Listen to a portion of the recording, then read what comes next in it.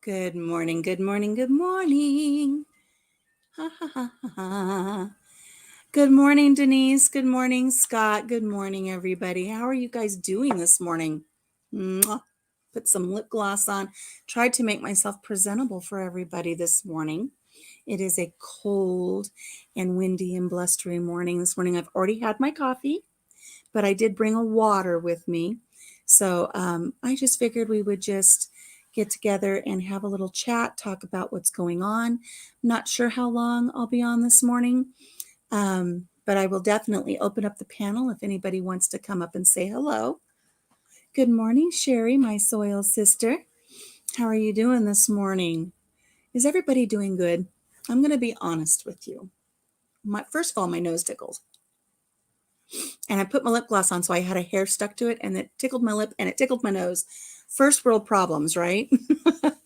I'm a little tired this morning again. I'm not as tired as I was last week. And I'm sitting on my phone and it just buzzed.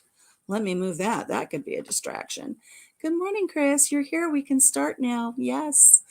I'm glad you're doing great, Sherry. That's so wonderful. I am going to open up the panel a little bit if anybody wants to come help carry this live with me this morning. I was just sharing, though, that I'm tired. I'm tired again today, but not as tired as I was last week. Last week, I had a headache and I was tired. And after I said goodbye last week, I went to bed and I slept all day. All day long, I was in bed sleeping. And I think it's safe to say that Thursday, I probably would have been in bed all day sleeping. But Denise and we got up and we met early in the morning and we took a trip to a potato and onion farm. That was a lot of fun. And I've got a video coming out on that. We did a little working farm vlog. So that will be coming up. I forget when I scheduled it for. Maybe it's tomorrow. I don't know. But if I wouldn't have had to get up and get dressed and go do that with Denise, I probably would have slept all day that day as well.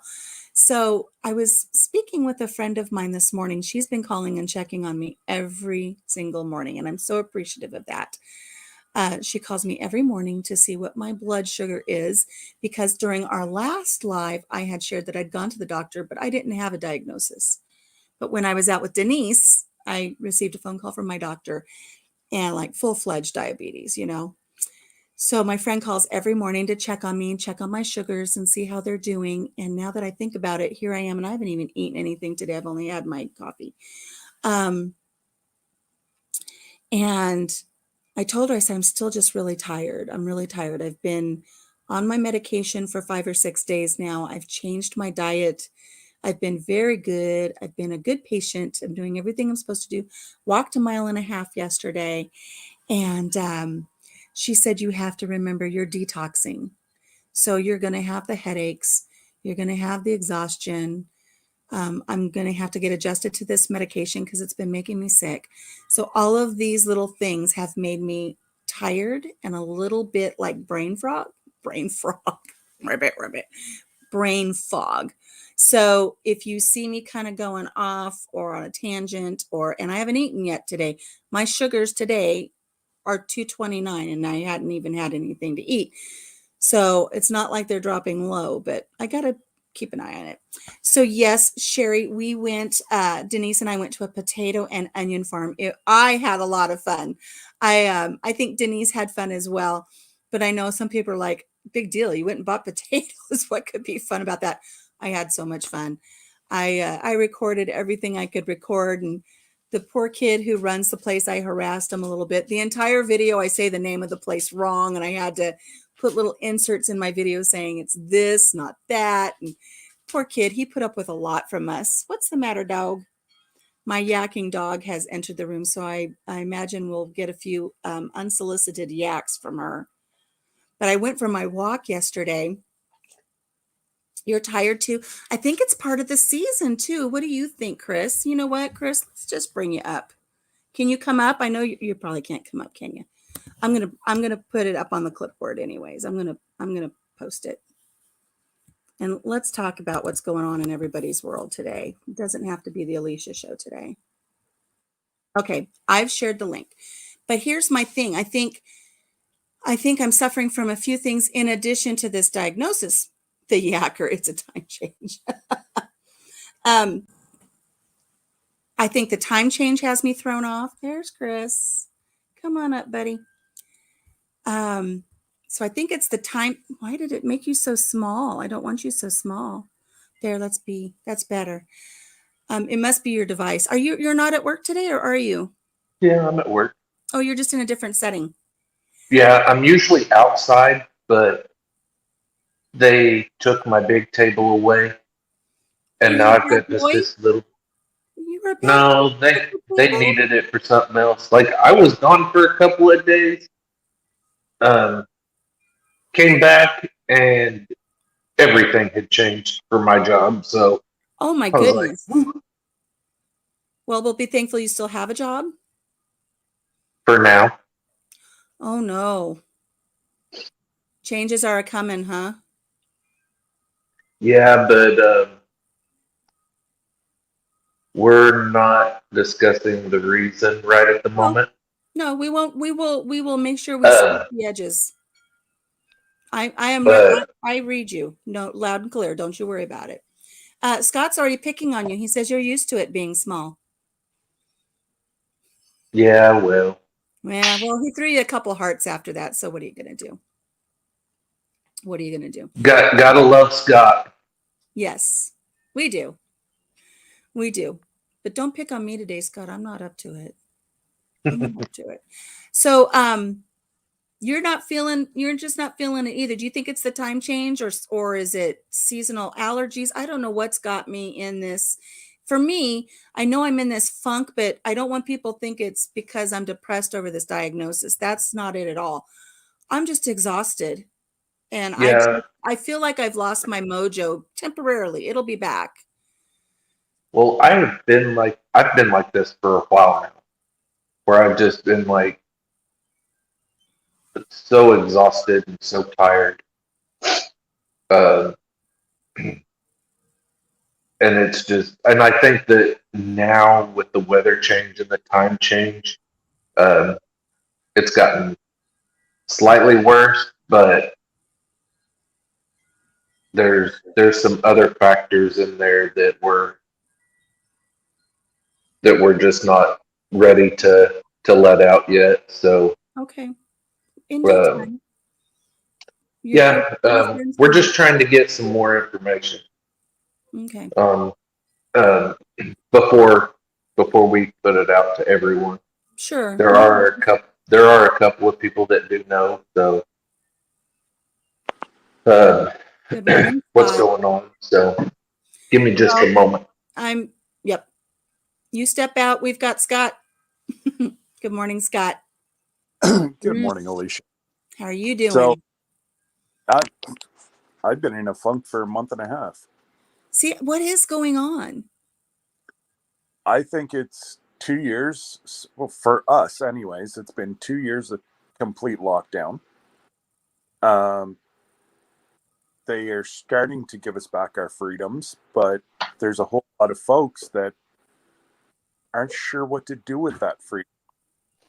And I like to I like to use the analogy of somebody that's been in prison for 2 years, had everything taken away, and then are released. And they're looking around going, well, what do I do now? Yeah. Seriously, we were locked down for over a year. Like we were allowed to go nowhere except grocery stores and doctor's offices. That's it. That's pretty We much were what I do here. oh, absolutely. And like Debbie and I said, we've trained our whole life for this pandemic. We rocked it. You know, we're well. She's more a homebody than what I am. But I was deathly shy up till you know I pretty much got elected 2014, and I kind of got out of my shell. Mm-hmm. Now, some people wish I'd go back in my shell, but too big. No, stay out. Stay out of your But shell. it, but yeah, no, it's honestly a funk, and for me not to put out a video for a week and a half, is just not me. But, and like I may be one of the only ones that enjoy editing. I had to sit down, and that video that I just put out yesterday, I had to sit down and force myself to do that. But yet, I just, I don't know what the heck it is. It's just like a fog. And yeah. Well, see, it was, and Denise, I did put the link up, and everybody just make sure the puppies aren't barking or anything, because that was so loud. Coupon Gail wants to know, do I have a Dollar General with a self checkout? No, I have a Dollar General, but there's no self checkout there. I know Ours have them, but they don't ever work. I went to a business. Uh-oh. Well, the host froze. Uh-oh. Well, I guess the Scott and Chris show. We better be careful because they might start saying that we're taking over everybody's lives. Hey, I'm used to that. I know. I'm going to get added to that list. I lost my internet. I think I lost my internet for a second, guys. But I'm back now. That's okay. Hey, Alicia. Was I frozen? You were. Yeah. Yeah. So, since you didn't make it to our live on, was it Monday? Yeah. Okay. On Monday night, I put out that on Monday the 15th at 7:30 Central Time, we will be interviewing Casey from Ormsby Farms. Oh, fun. So we're trying to get it out to everybody so that they can come enjoy the crazy questions and the crazy answers that come from us. Good. I will share with you guys, I'm having a procedure done on the 15th, but I will do my best. Because I'm also supposed to be having a quickie with Boots on the 15th. Bye, Chris. But I have not, in this last week, I really haven't watched many lives, and I haven't done much on YouTube at all. And one of the reasons is ever since I started taking this medication, it's like the audio, my ears are so sensitive, and I don't know if that's it or if it's a sinus thing, but I don't even know how to explain it. It's like if you've ever had a high blood pressure spike and how everything sounds. Yeah. That's how I've been feeling. So just watching other people's lives, or even Jim watching TV, it's like, oh God, it's just going right into my ears and I can't handle it. So I haven't been watching lives, and when I do watch videos, it's like my eyes have been hurting so bad.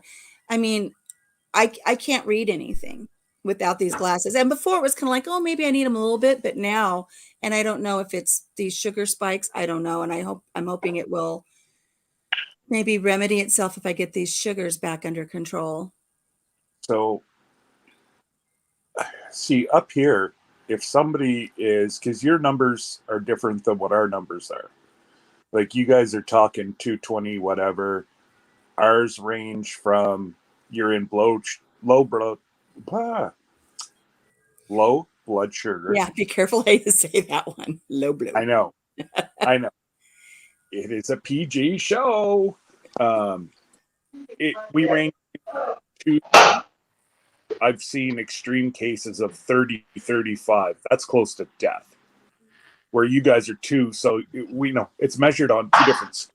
So, but and here it also depends on the doctor, because a lot of times it'll vary from doctor to doctor on what scale they use to determine what's high or low.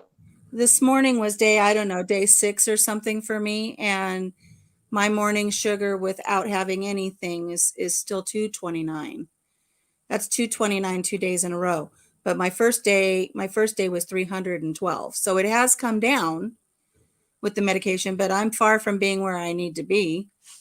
Now, Well, and it'll take a few days for that to actually Oh, fully get yeah. into the system and actually work to its full potential. So if it's already come down over 2 days to that, Well, I 5. say, yeah, I mean, depending on what medication it is, will depend on how long it's going to take to build up into your system. Right. Because it also depends on how strong that medication is. Um, if it's a time release medication versus fast acting. So Yeah. I'm there's on a metformin, lot of and stuff there. it's not the slow release. It's just the regular metformin. But I know it's going to take time. It took me time to get here. It's going to take me time to get back down. But I just don't know what is affecting me. But Gail's mom's having shoulder surgery on the 16th, and she says she's sensitive to sound lately as well. It's got to be something sinus related, I think. I think I'm having, Louie, get out of here.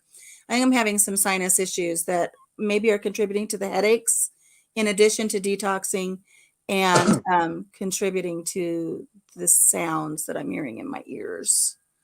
So they are saying that these solar flares are doing something to the atmosphere, which would explain a lot of the, like ringing in your ears and, like you say, almost like a sinus symptom. Because Debbie and them are seeing a whole lot of folks at the hospital that are going for, they think they're hearing, but it's actually,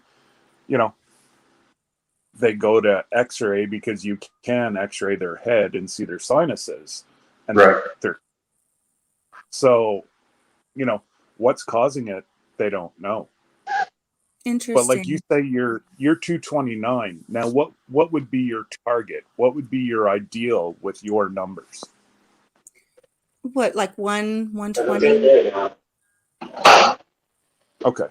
80, 90, 100. As long as I don't get down to 50 or 60, I think that's way too low. But that's the other thing too, is right now I'm kind of flying by the seat of my pants until I see my doctor again. And I'm going off of what people are advising me and what I see on YouTube. And I had to watch on YouTube how to even use my machine because everybody was too Yeah, busy.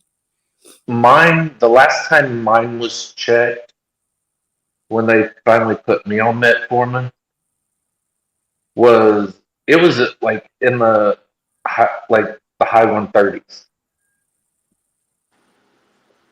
which is not overly bad. Like, it's not super bad at all. But yeah, they were just like, here you go. You're borderline, so we're gonna go ahead and just knock that on down. The problem is that I don't see much of a change. Uh, Let me say hi real quick. Good morning, Southern Sandy and Hugo Homestead, and Daz is in the house. And Fairy Dust is here, just listening as I do flybys. I appreciate that, guys. Welcome, everybody. hey, everybody. We're discussing the woes of our life. Well, Chris, did you hear what my A1C was? Mm-mm. Do you want to guess what my A1C was? Let's have, I asked my friend, I said, guess what it was? And I said, that little guy on The Price is Right, the little yodeling mountain climber that goes up and falls off the edge? I kept telling her, keep going. So what do you think my A1C was as a medical man? Do you guys do A1C in Canada? See you, man. Have a good day. What is it? What does it stand for? It's a 3-month, it's a number. They take your blood work and they do a 3-month panel. They can tell what your blood sugars were over a 3-month amount of time. And then they assign you like a risk factor number is what I would say. And the lower the better. Yeah, we call it different, but it is based on the same numbers as our normal blood sugar. But it's called there's an abbreviation that they use as well. And yeah, it's normally a little bit higher. So I don't know. If I were to show you a graph, the graph would be like from 1 to 12. It kind of Is the graph. okay. So it So kind of takes. take then a guess, Chris. What's my A1C? People in the chat, guess So- what my A1C was. So you said when you did your finger prick, your blood sugar, your glucose meter read 229, right? This morning. This morning. My first one was 312. When was your last A1C done? I just had it done last week. That's what I'm saying. This Okay, is so the one last that said, week. okay, we're putting you on meds. So if your finger prick, your glucose meter read 312, 315. 20. Do what? I'm putting her about 20. Ooh, I think I'd be dead at 20. No, I would say probably close to 15. I was 13 plus, which they were very upset about. Yeah, anything over an 8, they're usually not happy with. Yeah. I don't know. I don't even know. Do they go to? I mean, the chart only goes to 12. I don't know if they've ever had anybody at 20. I don't know. I'm glad I'm not at 20, Scott. Yeah, they like them. They in all reality they would like them around a 5. Right. And see, I was 5, 5.5, 5.8 for years. And my last one was 5.8. And all of a sudden, I haven't felt well in these last 9-10 weeks. And it was, 13 plus. My last A1C was like a 6.3. I'm trying to see if I can convert mine because I have one of these little testers, and there was my. No, yours is already reading on that scale. That's just normal. That's every day. So yeah, your glucose meter is already reading like your A1C would read. Oh. Oh, thank you, Huga. Yeah, my sugar was really high. It's why I wasn't feeling well. I was blaming it on the garden flu. I was telling everybody I had the garden flu and I wasn't feeling well. And I really honestly thought You'll it just was get in your just vehicle and pull in line. garden flu, like I was done at the end of the year. That's what I thought. Okay. But I was starting to sleep all day, and my husband said my clothes were fitting funny. Hold on to it for the next time. My clothes are just saggy, baggy. I couldn't wear this sweater before, and it's just like, good morning, Joe. Chris, he's dealing with people. So, but moving forward, I'm doing my best. I want Chris and Scott to maintain things here for a second. I am going to go get a string cheese because I haven't eaten anything. And I need to at least get some protein into my system. So let me go run and grab something while you guys talk. Some nuts if you have nuts. I am nuts. It's nuts if you have nuts. Well, you have 3 nuts. I don't want to know where that conversation's going. I'll be right back. So let's turn this into Daz, how many watch hours do you need? And you have to answer me, Daz. Do. I need about 3,750 hours. I think is what I need. I need 1,800. And I need about. Hey, Joe. Hi. Wait, it's 500 to get monetized, or 1,000? 1,000 subscribers and 4,000 watch hours.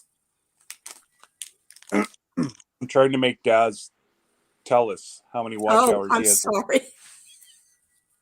And he's not answering, so I'm giving him the Price is Right time clock. And I need about 900 and About 850. See, I was close. I was taking a wild guess because I haven't looked lately. I'm going to eat cheese in front of my mad cow. That's quite all right. I can't figure out where to put the damn camera. Why is this not working? StreamYard. But about 30. Hello. So, Scott, obviously, since you showed us your meter, you're diabetic as well. No.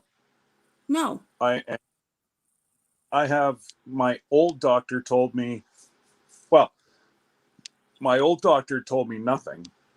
I just switched doctors because my old one retired. And my new one said, well, you've been a diabetic since 2016. And I said, well, that's funny. I don't know what you're talking about because it's 2021 and it's the first time I've ever heard anything about it. So then I got a meter and I've been keeping track. And I'm anywhere from 7 to 4.3. So yes, 7 is a little bit on the higher side, but that's after like a meal and you're so eventually I will be, but I take nothing for it. In my younger days, I was hypoglycemic, which I was the other way. Mm-hmm. I'd go into low blood pressure. Yeah, Jim does that. Jim does that quite often. Yeah. Now, Scott, just so you know, Daz says he did answer you and he's up there. He did answer. Okay, so Farah Daz, it's hard to control diabetes. I've been type 1 on 2 insulins for 37 years, but as the saying goes, controlling it is hard, or living with the complications is hard. Choose the hard. Ooh, that's true. I'm choosing to try to fix this. I really am. I'm putting in a good effort. The thing of it is with Scott's reading a 6.5, they would consider that borderline diabetic, if not full blown diabetic in the United States. Right. What are you doing, Scott? So Denise asked earlier for the link. I did put the link up if anybody else wants to come up. Just make sure that things are relatively quiet. No, oh, well, goodbye, Scott. Well, the solar flares took him out. I guess so. I think one of my issues, Chris, is I've cut my carbs down so low, I'm wondering if it's possible to do them too low. No? Okay. Nope. You can pretty much cut out all carbohydrates, and it's not going to affect you at all. Okay. In fact, it's going to be very beneficial to cut out as much carbohydrates as possible. And I have, and my daily, throughout the whole day, my daily intake's about 42 carbs. Yeah, you should be just fine. It's just going to take your body time to get used to the fact that you're not absorbing all those carbohydrates. So it's almost like if you have never eaten a greasy hamburger your entire life, and then all of a sudden you eat one and it makes you sick, or if you eat greasy foods and then you stop eating greasy foods completely, you're going to get sick. And it's your body adjusting. Gotcha. Yep. Okay. Well, I'm supposed to meet with a dietitian. We'll see what they say. Hopefully I'm doing the right thing. Hello, Leanne. Good morning. And in case you didn't hear me, Lynette, good morning.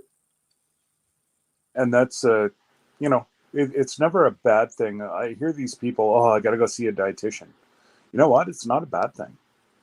They give you different hints and things that, there's a lot of things that people think that are very beneficial and healthy for them that are actually 100% incorrect and be an easy cut for them if they really knew how bad it was. And So yeah, I'm waiting to see a dietitian as well. And, you know, because I hit a plateau. I lost 145 pounds, and then the old C word hit. And I've only put back on 10 over 2 years. That's good. That's But yeah, that's really good. yeah, so, but I'm kind of hit the plateau. So now I just want some different ideas. Well, Most, I have no objection to seeing this dietitian. yeah, And I do want to make sure that I'm making the right changes for this particular thing.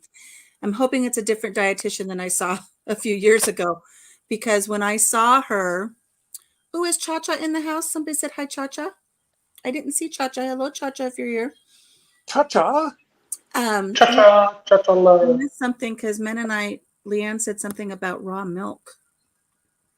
Raw milk is actually better for you than processed milk. We'll see Yeah, and that's going to be a big change for me because I drink almond milk. and that's Well, and almond milk is good for you too. It's good for me, but I like sweetened vanilla almond milk. So I'm I going to have to make those changes. there. There she is. Hello, Cha-Cha. Cha- But this last dietitian that I saw, yeah. it was because my triglycerides were a little high. Okay. And she said, the first thing I really want you to focus on is I want you to really cut down on bacon and ham. And I said, I'm a vegetarian. I don't eat bacon and ham. And she's like, oh. And then it's like, I think it totally threw her off her game, because then she really just couldn't relate to helping me decide what she wanted me to change other than not adding salt, things like this. She did tell me to cut down on the carbs, and I listened for a little while, but I think I went right back up on eating my bread because who doesn't love bread? So, but then at the end, she said, again, really cut down on the bacon and the ham. And I said, again, I'm a vegetarian. I'm not going to be eating them. And then this is the dietitian I saw a few years ago, Chris, when my triglycerides were high. She just couldn't understand that I was a vegetarian. And then she said, okay, and I want you to take these little gel tabs, because it's got the Q10 or whatever, and it's heart healthy. And I said, well, what is it? And she goes, well, it's fish oil. And I said, well, I won't take that. And she said, why? I said, well, how did they get the oil from the fish? And she goes, I don't understand. I said, did they kill the fish to get the oil? And she said, yes. I said, then I won't eat it because I'm a vegetarian, almost vegan. And she says, oh, she goes, well, then if you won't take those, I want you to go to this other health store and get some krill oil tablets. I said, what's krill? She said, they're like little shrimp. I said, how'd they get the oil? She goes, they killed them. It's like, I'm not going to take it. So I eat walnuts. But so it'll be interesting to see if I get a different dietitian, what she will advise me to do for this new deal. So I was just Yesterday, talking to our dietitian Monday, I think it was Monday or Tuesday, and she told me one of the things that I needed to do with what I'm going through right now is cut out all sugars and all carbohydrates. That I could eat,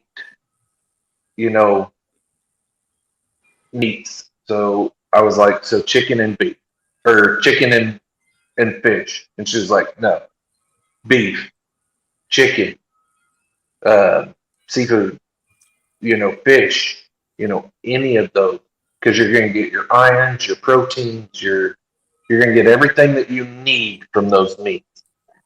And then she said, as far as like vegetables and stuff like that, no starchy vegetables. So cut out all starch, all carbohydrates, and cut out sugar, all sugars. hey, Matt. And she was like, not only is that going to improve your overall health, but it's going to help in so many different areas, So she was like, those specific diets like that are good for if you have high blood sugar, if you have bad cholesterol, if you have diabetes, if you have uh, almost any disease, you know, she's like that particular, cutting those three things out and then watching your portion size, having good portion control. She Mhm. says you'll lose weight and you'll feel a whole lot better.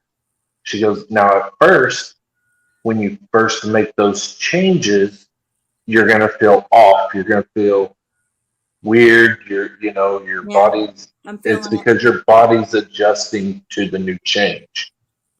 Because it's used to all of those toxins being brought into the body, and now you're flushing all of those toxins out. And see, Leanne has a good point. She was told to cut out everything white, and I have done that. And so, for instance, the other day, I did get myself some whole wheat English muffins and then some cream cheese spread. So I've got the protein from the cream cheese spread. And the whole wheat muffins have fiber that offsets the total carbs. Oh, Cha-Cha Love's coming up. Hi, There she is. I look crazy. We both do. Look at us with our colored hair, Cha-Cha Love. Yeah. So Cha-Cha always. Leanne wants to know, what about milk and cauliflower? Now here's, what's really strange is I am just obviously not the healthiest vegetarian / almost vegan that you'll ever meet, because as somebody who is a self-professed vegetarian, I don't like cauliflower. I know. Good stuff. It smells like pee to me. Oh my. I don't like broccoli. I can handle the taste of broccoli, but I've got a texture thing. Mm-hmm. I don't like feeling all those little pieces, just like, when you take a bite of broccoli and all those little parts come apart in your mouth. I just don't like it. And I do. And see, I'm not good with the good vegetables. I love potatoes and corn and carrots and peas, and those are the things I can't have. Yep. I'll be cutting those out. And here's the irony in the whole thing, guys. Like I said earlier, Denise and I went on a trip. We went on a field trip, and we went up to this potato and onion farm that's been in this family for over 150 years. They're a heritage farm. And a heritage farm up here means that farm property has been in the same family for a minimum of 100 years. It's never changed hands. The same families lived on it generation after generation after generation. And this farm had a placard for 150 years. And so we went up there, and I had just purchased, paid for, and loaded in the truck 50 pounds of red potatoes, 50 pounds of white potatoes, and 50 pounds of onions. Oh, what do you call those again? A satchel? What did you call them? A satchel? A sack? That one time you said a story about someone gave you peaches, but A bushel. a bushel. No, but I have a video coming out about this trip, and I asked the kid that works there, I said, how much does a bushel of potatoes weigh? And I learned potatoes are not weighed or measured in bushels. Oh. Nope. It's the yield weight only. Oh Lord. So I learned something new there. So I think that video is coming tomorrow. I had a lot of fun with that video. That was a lot of fun. But my thing is, it's just like, I just bought all this stuff and now I can't have it. But That's the one thing I hate about the U.S. is the measurement. the measurement Like- system for all this weird stuff. Yeah, because it's, you have feet and inches and yards, and some things are in metric and some things are standardized. And it's like, man, can we not just one scale? Yeah. It's like when it comes, you have bushels, you have yields, you have net weights and gross weights, and You're the only country in the world that still uses imperial. I know, and it stinks.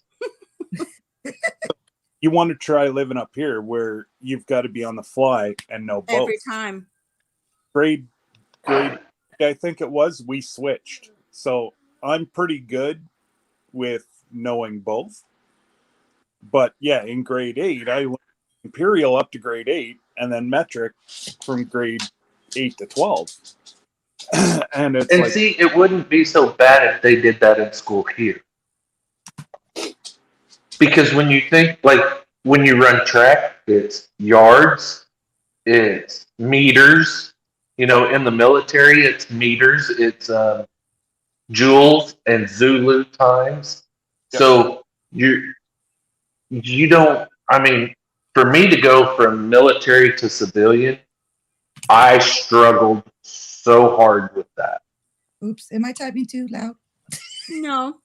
No. What are you You doing, know, Chacha? I'm multitasking. Are you at work? Yeah, but I miss my friends and I need lovings. So I miss y'all. Wow. well, Cha Cha, here's your love. Thank you. Oh, lots of love. Thank you. Mm. Stressful 2 weeks. With your So move is and everything? Yes. And then, like I said, say a little prayer for my daughter because when children become adults, they think that mommy and daddy still has to be there. I mean, we do, but we still have to help them learn that they have to figure it out Mm-hmm. just like we did. So I'm at that point right now. So I'm It's difficult. It is difficult. I understand. I think everybody on this panel understands that. You got to let Shoot, them go. I've been telling my wife that since I adopted my son. I'm like, I was hard like that. It's like, dude, he's got to learn He sometime. does. and that's what You Jake, know? he says, you babied them too. And he said, I told you it was going to come back to bite you. And it sure did. Yep. Yeah. And it's crazy because I tell Sarah all the time, he's gonna have to learn. I was like, if you keep babying him along, he's never gonna learn. Yeah. Yep. Yep. My And brother-in-law it's was hard for her. It's hard for her because he's the only one. Oh, right. See, Jim's And dad remarried, and with his new wife, Graciela Merteles Flores, so this will tell you something. She babies her baby. It was her only baby. She was that traditional Mexican mama. She was from Juarez, Mexico. She was that traditional Mexican mama, and she babied that baby all his life into his teens, into his adulthood, and he didn't have to do anything for himself. And then she passed away unexpectedly, oh. and his dad became sick, and it's like he had to learn how to take care of himself. And it was a struggle for him, and I'm very proud of him. He's come very, very far, but he had to do it. But I think he would have done better if he would have been allowed to figure those things out on his own, Chacha. Right.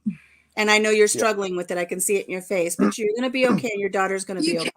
I wear my emotions on my face. Well, it's a mama thing, I think. Yeah. Mamas see it in other mamas. Mm, She's going to be okay, and you're going to be okay. thank And you. the thing is if she falls, it's okay because you're there to help pick her up when she needs it. But That's she'll right. get better as the time goes on. You're not abandoning her but you're still there. Yeah, that's how I felt. Like I was Mhm. abandoning her and being a bad mom, but I don't No. want to be that, you know? No.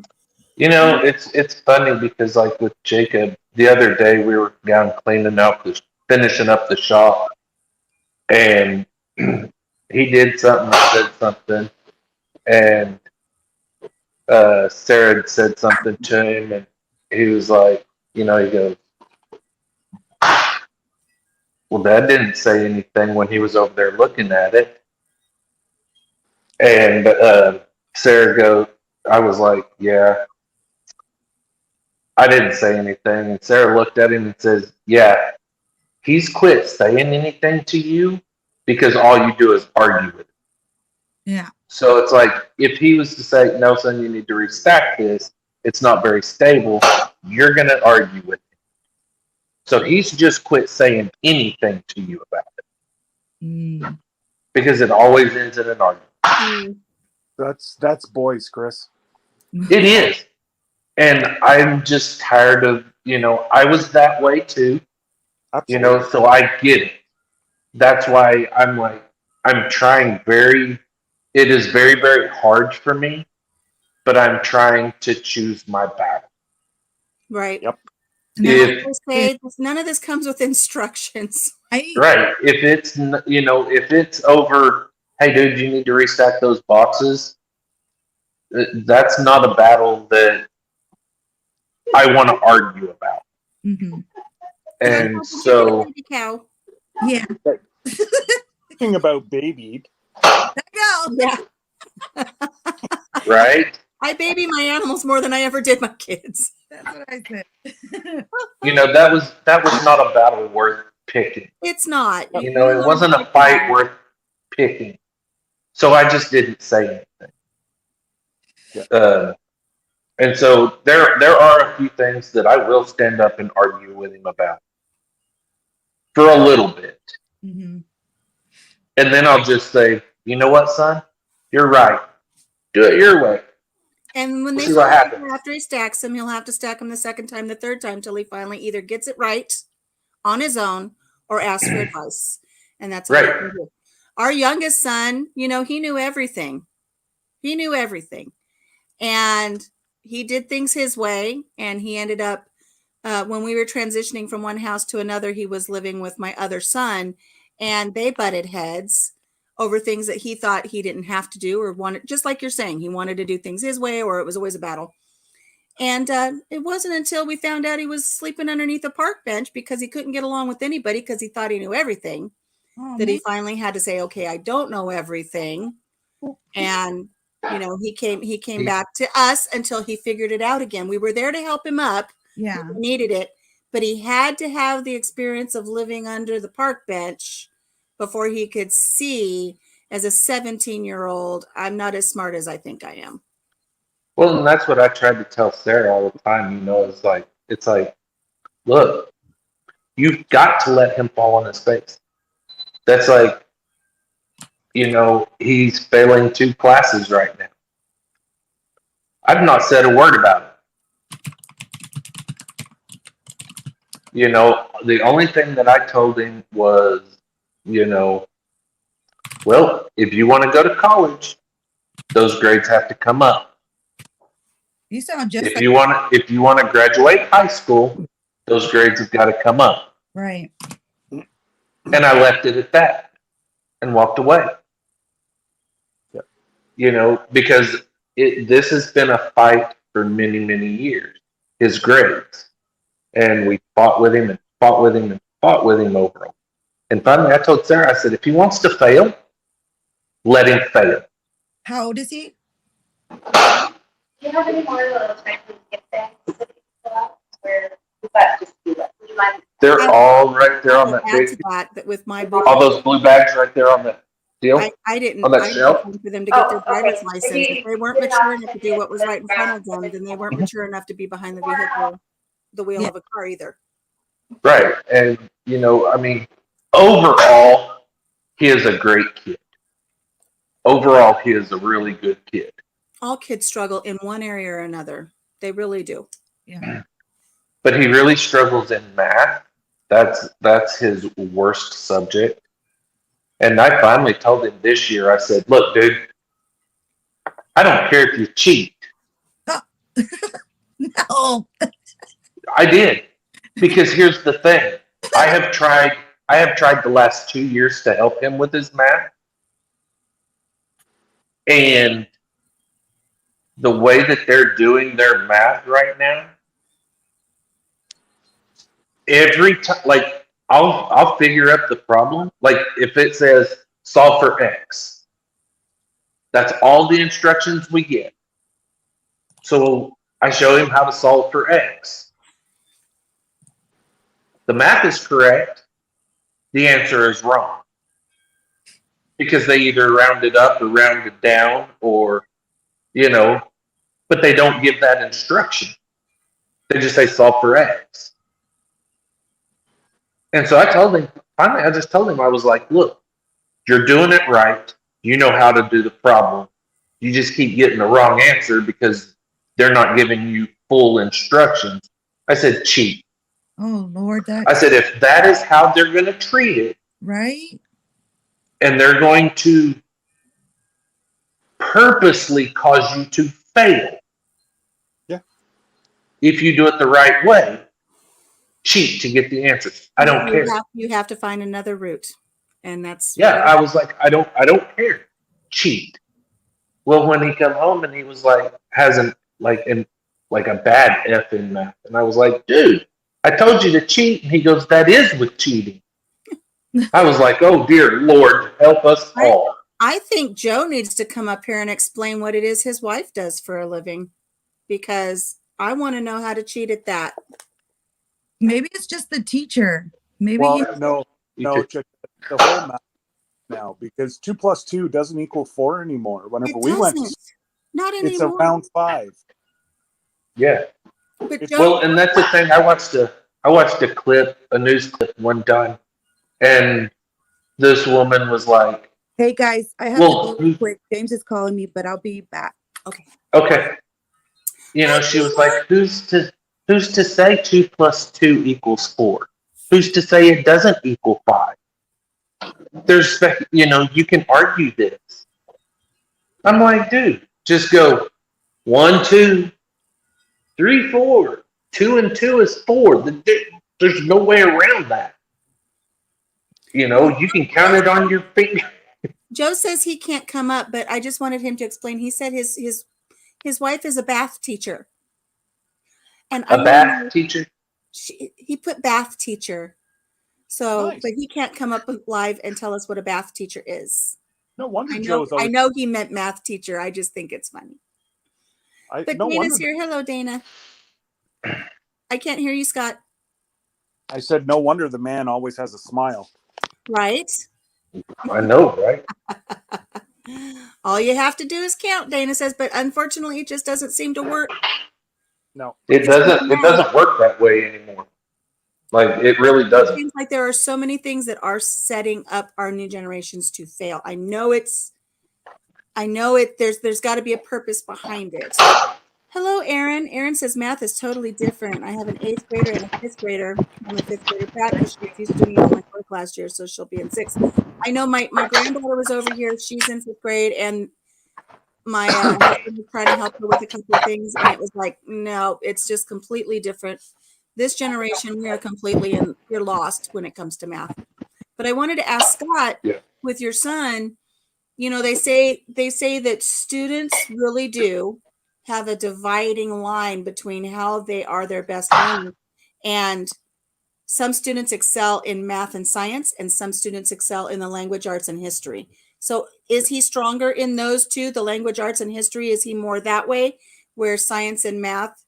No, I'm strong. I was stronger in math and science. And I really just didn't care for the reading and, destructing sentences and history. Yes, he'd be more of a math kind of. He's a great artist. He's good at math and he loves science and history. Yeah. Well, I got him through high school. I got him through high school with you did good in school or you were off the football team. Mm-hmm. That got him through high school. And now that he's in college, the kid's getting 80, 90. He loves what he's doing. So, well, and see, that's the thing, because when I was in high school, I barely passed high school. I think my overall GPA was a 2.3 when I graduated high school. Okay. When I went to college, when I graduated from John Brown University, I graduated with like a 2.5 or a 2.6 grade point average. But I was talking to one of my professors because I was like, look, I don't know what I'm doing wrong in your class, but I'm doing the best that I can. And I seem to be making really good grades, but I have a C in this class. And I feel like I should be doing better than that. And he goes, well, let me tell you something, Chris. He said, I teach the exact same curriculum, nothing different at a community college. The exact same layout, the exact same syllabus, the exact same everything. There is no difference than what I teach at John Brown versus what I teach at NWAC. He said, and if you were in my class at NWAC, you would have an A in my class. He said, but that is how rigorous the grading scale is at John Brown.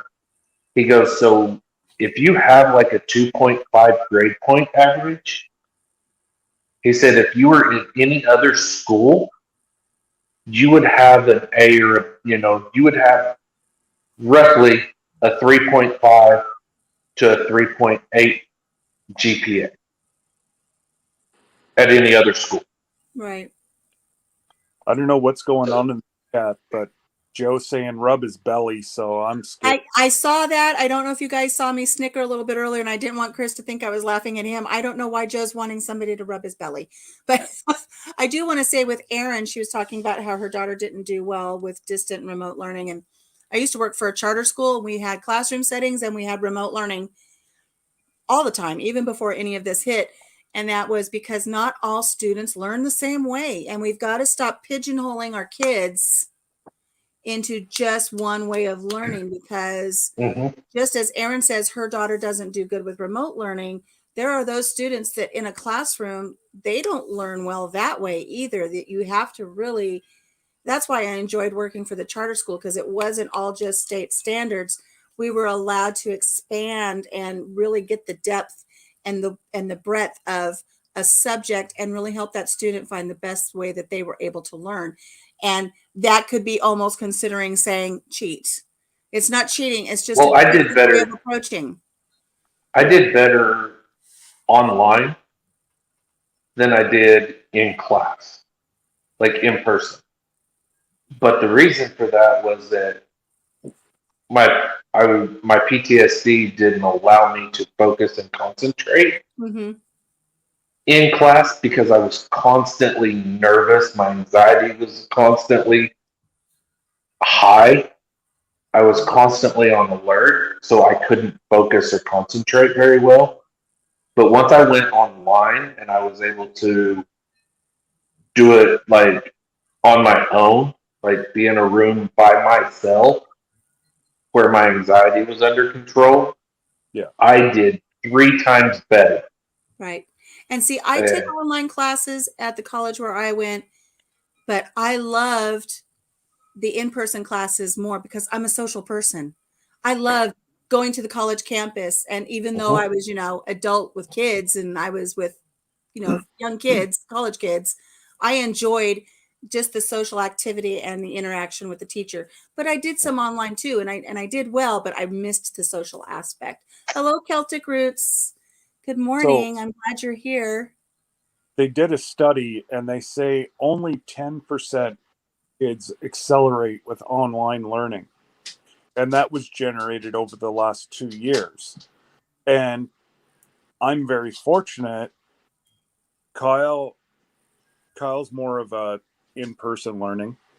So he's in Ottawa, but they're still doing it from home. Where my middle, she's doing all her courses online here at the house. And she's getting 100% on 99% of her stuff. She's accelerating, she's excelling at this is amazing. But yet, and then we have friends that until it goes back to in person, just they can't stay. Their mind wanders, or It's easy enough to just get up and go in the kitchen and then see, a commercial on TV catches your attention. You just want to watch this show. Yeah. And that transfers over into life too. Cause here I am, I'm not doing my dishes, but I'm on the computer. Yeah.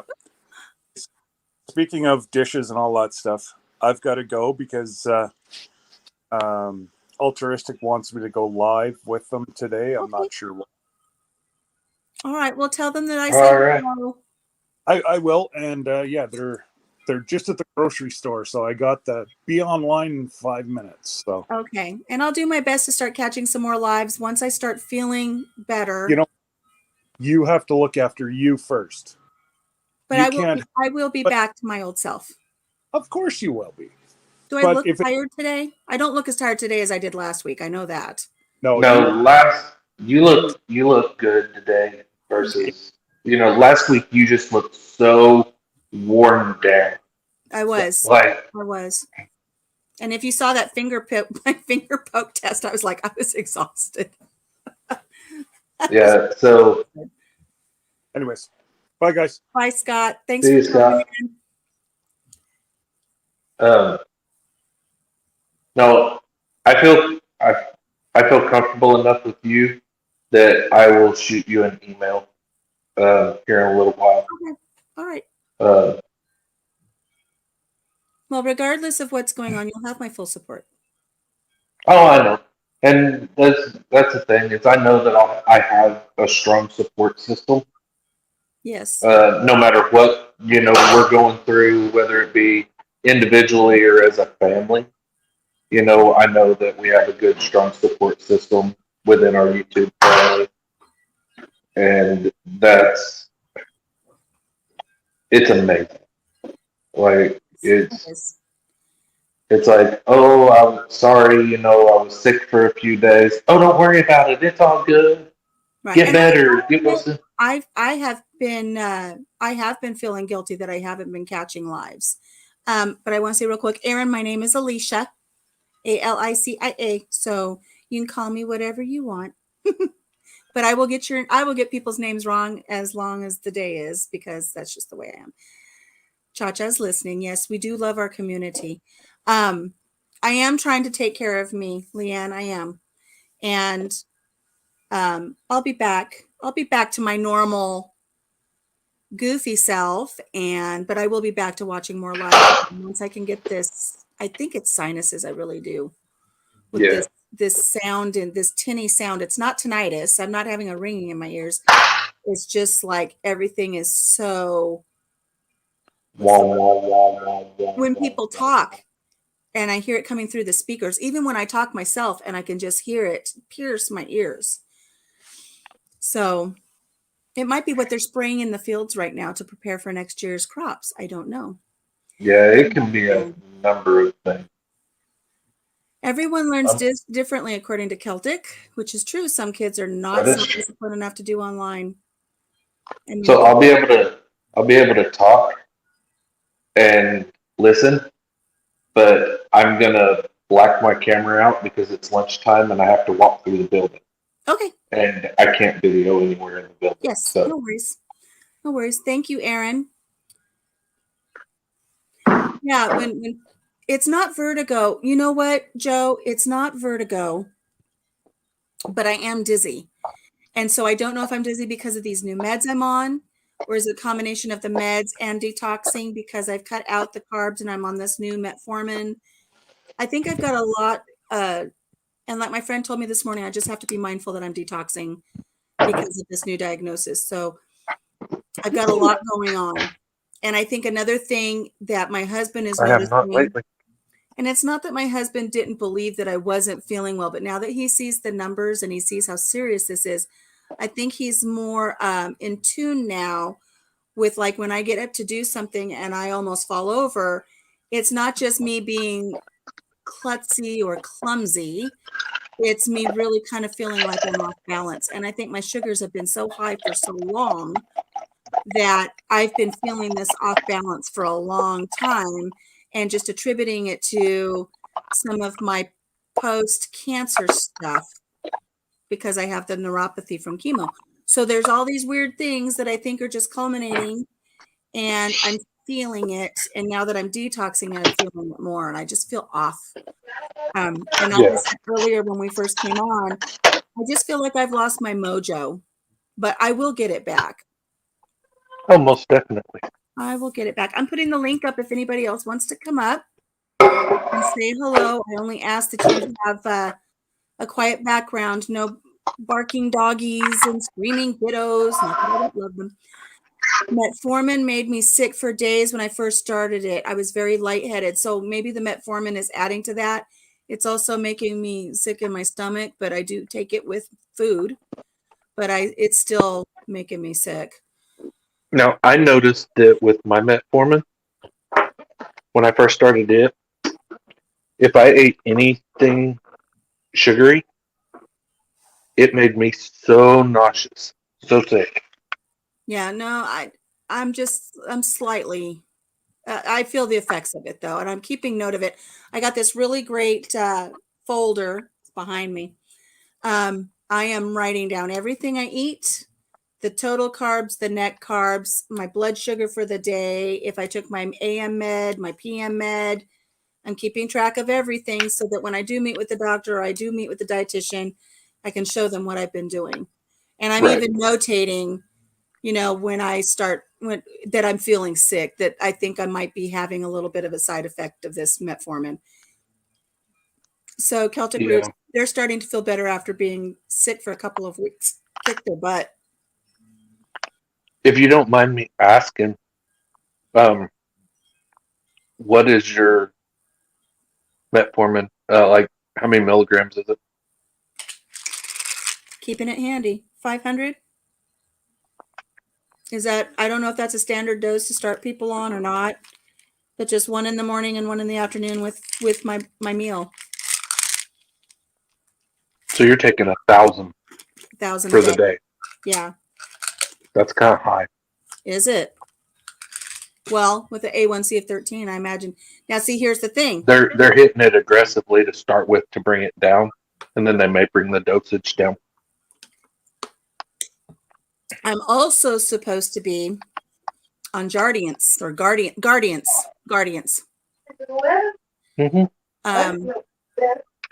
But I did not fill that prescription because a 30-day supply was almost $600.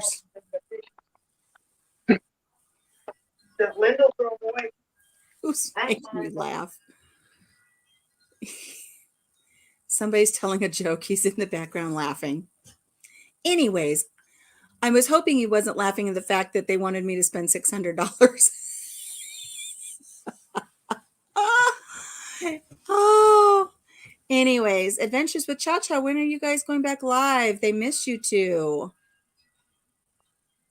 No. So our security guard usually does like the dishes and stuff like that, which is not her job. She does it out of the kindness of her own heart. Mm-hmm. Well, people have started just leaving their stuff in the sink, kind of like expecting her to do it. Yes. Well, she's tired of it. So she was like, Sure. I'm getting ready to tell everybody they don't wash their dishes. And Linda throws them away. I'm not buying anymore. Nope. I would throw them right in Because the trash. You tell Linda that I support her 100%. But like I was saying, though, I didn't pick up the second med they wanted to put me on because it was $600 a month. And that was with like trying to use Good RX or find coupons. And oh yeah, I told them, I said, put a call into the doctor and see if she can prescribe me something different because I can't do $600 a month. And my cousin said, get the higher dosage and cut them in half. That'll help spread it out. But still, $300 a month. And then, then I've got people saying, well, if you just would have taken care of yourself, you wouldn't have to do this in the first place. Well, I get that. But still, there's got to be some other options so that I'm not doing that because I do have insurance. I have good insurance. It shouldn't be that much. But so I don't know if they're going to put me on a second dose of something that might help bring it down a little bit more. But on my first weekend, I think I'm seeing some good progress. And, I know that most definitely. Yossi's Summer Kitchen or Simple Kitchen, Yossi watched a video that I put out about 6 or 7 months ago. And he said, wow, you look so different. Well, yeah, I've lost some weight in my face. I lost about 30 pounds in 9 weeks before I finally went into the doctor. It does hurt, Daz. It hurts. But that's, it wasn't like, so the weight loss in the time frame that you did it and the amount you lost in the time frame is not bad at all. I wasn't trying. That's my point, though. I wasn't trying to lose weight. Right. It was just coming off and I was sleeping all day. So something was wrong. Something was up, especially if you're losing weight, you're sleeping, you have a loss of appetite. There's other things going on. But just looking at the amount of weight that you lost in the amount of time you lost it is a healthy loss there. Yeah. I mean, I'm going to take it. So It's not like one of those things where you drop 45 pounds in a week. Right. You know, you Which my drop dad 90 told me. pounds in a week. Because dropping it so quick like that is dangerous to the body. Whether you have something going on or not, the higher the number and the quicker amount of time you lose it just isn't healthy. So if you can spread that out over time, like what happened, it was spread out over time. That was a healthy way to do it, even though something else was going wrong or going on. Right. Yeah. I remember seeing my dad one month, and then the next month he had lost so much weight I didn't even recognize who he was. And then he passed later that week. So Celtic Root says, funny story about dishes. Friends of the family had another family show up at their house at dinner time several times a week. Of course, they were asked to sit down and join them for dinner. Happened over and over again. Finally, they realized the family was looking for a free meal. Yeah. I had some acquaintances in California that were that way. And I had been in a car accident. I had been in a car accident. I was not in terrible shape, but bad enough shape that I was on the couch and recuperating. And they called up, to check on me, and then wanted to know what time dinner was. Maybe she could come over and help with dinner. And I said I just wasn't sure what I was going to do for dinner. And she says, well, I'll come over and I'll help make it. Maybe we can stay for dinner. They started doing that. They were coming over all the time for dinner. Celtic Root says after this was happening for a while, they decided to stand up, collect the dishes from the table, and let the dog clean the plates, and then put them away in the cabinets. They never came back for dinner after that. That is awesome. Oh, that's good.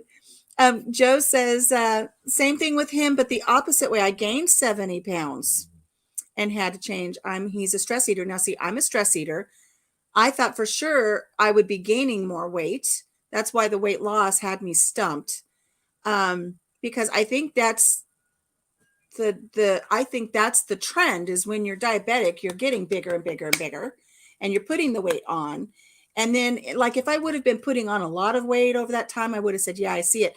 But then losing the weight, I thought my cancer was back. So I'm not happy that it was a diagnosis of diabetes, but I'm thrilled that it wasn't, that the cancer was back. My numbers are slightly elevated, so I am having some more tests. So it's not completely out of the running, but my marker went up a few points, but that could be caused from inflammation. Right. So we'll see what happens, but I get to do a lovely, lovely test on Monday, which I am not looking forward to. And it's not the test so much, it's the stuff I have to drink. Oh. Ugh. I can't get it down. I cannot get that stuff down. So it's funny because I had so many people tell me how disgusting that stuff was. They're like, it is so nasty. You're going to gag. You're going to not be able to get it down. And I was like, because I had to have a colonoscopy done. And so I had to drink this nasty stuff. And I started drinking on it, and I was like, I don't know why everybody's complaining about this. It's really not that bad. Until you hit the second bottle. Oh, like, they gave me like a 1 gallon Oh, you got jug. the gallon one. Okay. Oh, yeah, I got the big gallon jug and had to drink it I had to have an 8-ounce glass every 15 minutes until it was gone. Right. And I was just like, all right, next. Like it did. I was like, I have eaten stuff that tasted worse than that. And I guess that's why it didn't really bother me that much, Mm-hmm. is because I've had some stuff that tasted a whole lot worse. I just can't. I can get the first couple of glasses down, but then it's like my throat just goes, nope.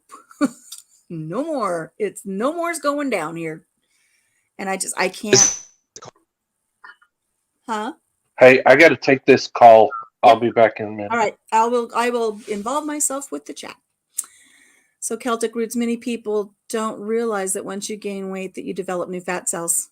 Yeah, once the weight is there, there's no way to get rid of it other than surgery or liposuction. You can get rid of the fat and shrink your fat cells, but the fat cells remain, and then you can fill them up again. That's one thing that I noticed. I mean, obviously I'm a big girl. And I was telling this to my doctor, and I have big arms. I got those from my mother. I have big arms. But I noticed since I've been losing this weight, it's like I can hold my arm up and look, there's just, I don't have big sausage arms anymore. I just have skin that's just saying, I have no muscle. I have no muscle and just nothing but skin now. Filling up a water balloon, you can release the water and the balloon goes flat, but the balloon still remains. Absolutely. Absolutely. Well, guys, I'm going to drop the link again if anybody wants to come up because the guys are busy. But let's see. I wanted to tell you, I just did the video. I just showed you guys the video. I dropped it this week. When did I drop that? Last night? Hubby got me a Nesco electric pressure canner, and I am in love with it. He's back. I am in love with this new pressure canner, and it is so much easier. Of course, I can only do smaller batches, but I've been running batch after batch after batch in this new electric canner. So if you guys are looking for something to add to your homestead, that new Nesco electric pressure canner, I can't say enough about it. So last night I finished quarts 17, 18, 19, and 20 of French onion soup. So I bought all those onions, and that's what I wanted to do with it was French onion soup. And so I'm making my French onion soup, and I thought I couldn't have the onions But you because onions can. have sugar, but I can. And I'm also reading reports that onions help lower your blood sugar. Because it's a different type of sugar. So I made my French onion. I made the most delicious dinner the other night with my soup, my French onion soup as a base. And I'm going to make a video on that. And it's delicious. So I'll be doing that. But I love that canner. So if you're looking for a gift for somebody for Christmas, that's a good one to get. Very impressed with it. And so much easier because it does all the timing for me. You know, when you use your pressure canner, you have to time 10 minutes for it to vent. Then you have to watch it to make sure the gauge stays where it's supposed to be. And you have to time it just so, and all this stuff. This does everything for you. It's amazing. That's awesome. I So I just everything. got some amazing news. Okay. What's your amazing news? So I've been applying for an advanced medical support assistant position Okay. since I got hired on in the position I'm in now. I have applied for this position 4 times. They just called me for an interview. Awesome. So I interview on Friday. Oh, wonderful. We're going to send up some good thoughts and prayers for that. That goes absolutely smoothly and no issues, and that you get to move forward with that. Yeah. Did you just take a little tear away? Was that a little tear of happiness? Oh, No. Take it. Say yes. No. I'm so excited. That was a little tear of happiness. I don't cry. Good night, Celtic. Good night. Goodbye, Celtic Roots. Thank you for joining us. No. I can't remember your name. I don't know if Chris knows it or not, but thank you for being here with us. I have extremely dry eyes, and I wear contacts. Mm-hmm. And sometimes when they all get dried out, I'm like Okay. digging in my eye, trying to make them water so that. Hi. If I can get Let me find the right format where we can all kind of be. See, there I feel like we're too squished together, but we're equals. We're equal. This works good. As long as I Hi. don't. Congratulations on the job interview. That's awesome. Yes. I know I have been pushing and pushing and fighting, and they finally called me for this interview. And I think the biggest reason is that they have offered this position that I've applied to several people, and they have all turned it down. And I'm like, I've been applying, and you guys have turned me down this entire What year. is the factor why these people are turning it down? There's got to be a factor somewhere. I don't know, but Because both I Blair and I went like this when you said that.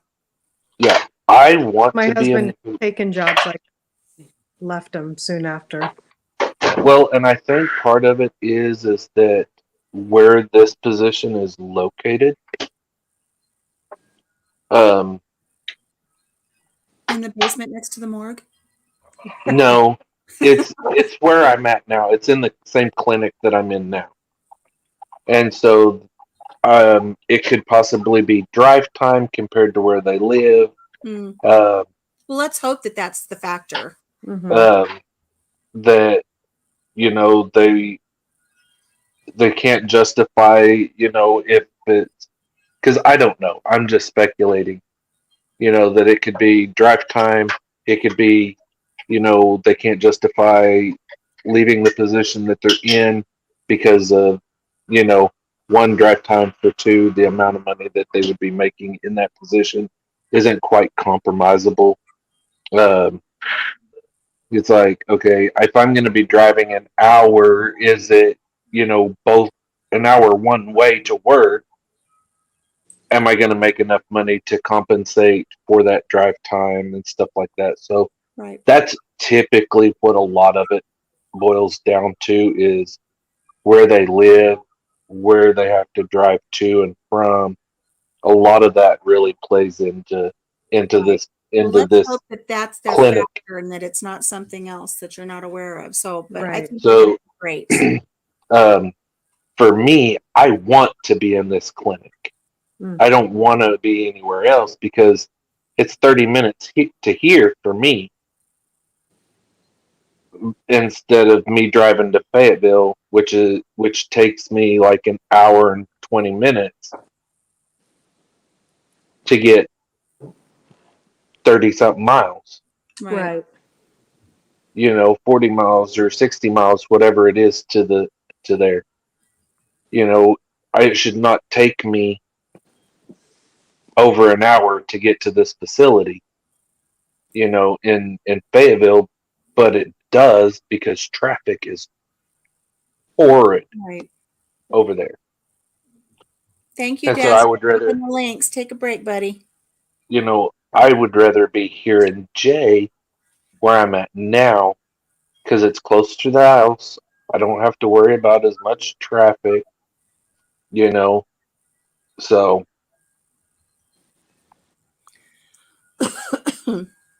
I wanted to shift gears a little bit because I am in the middle of a conversation, not at this moment, but on another forum, and I guess it's been brought to somebody's attention that these lives don't go towards your watch hours.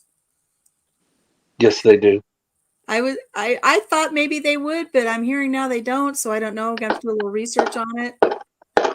Nope, they still. So what it is they will go towards your watch hours, but they don't go towards.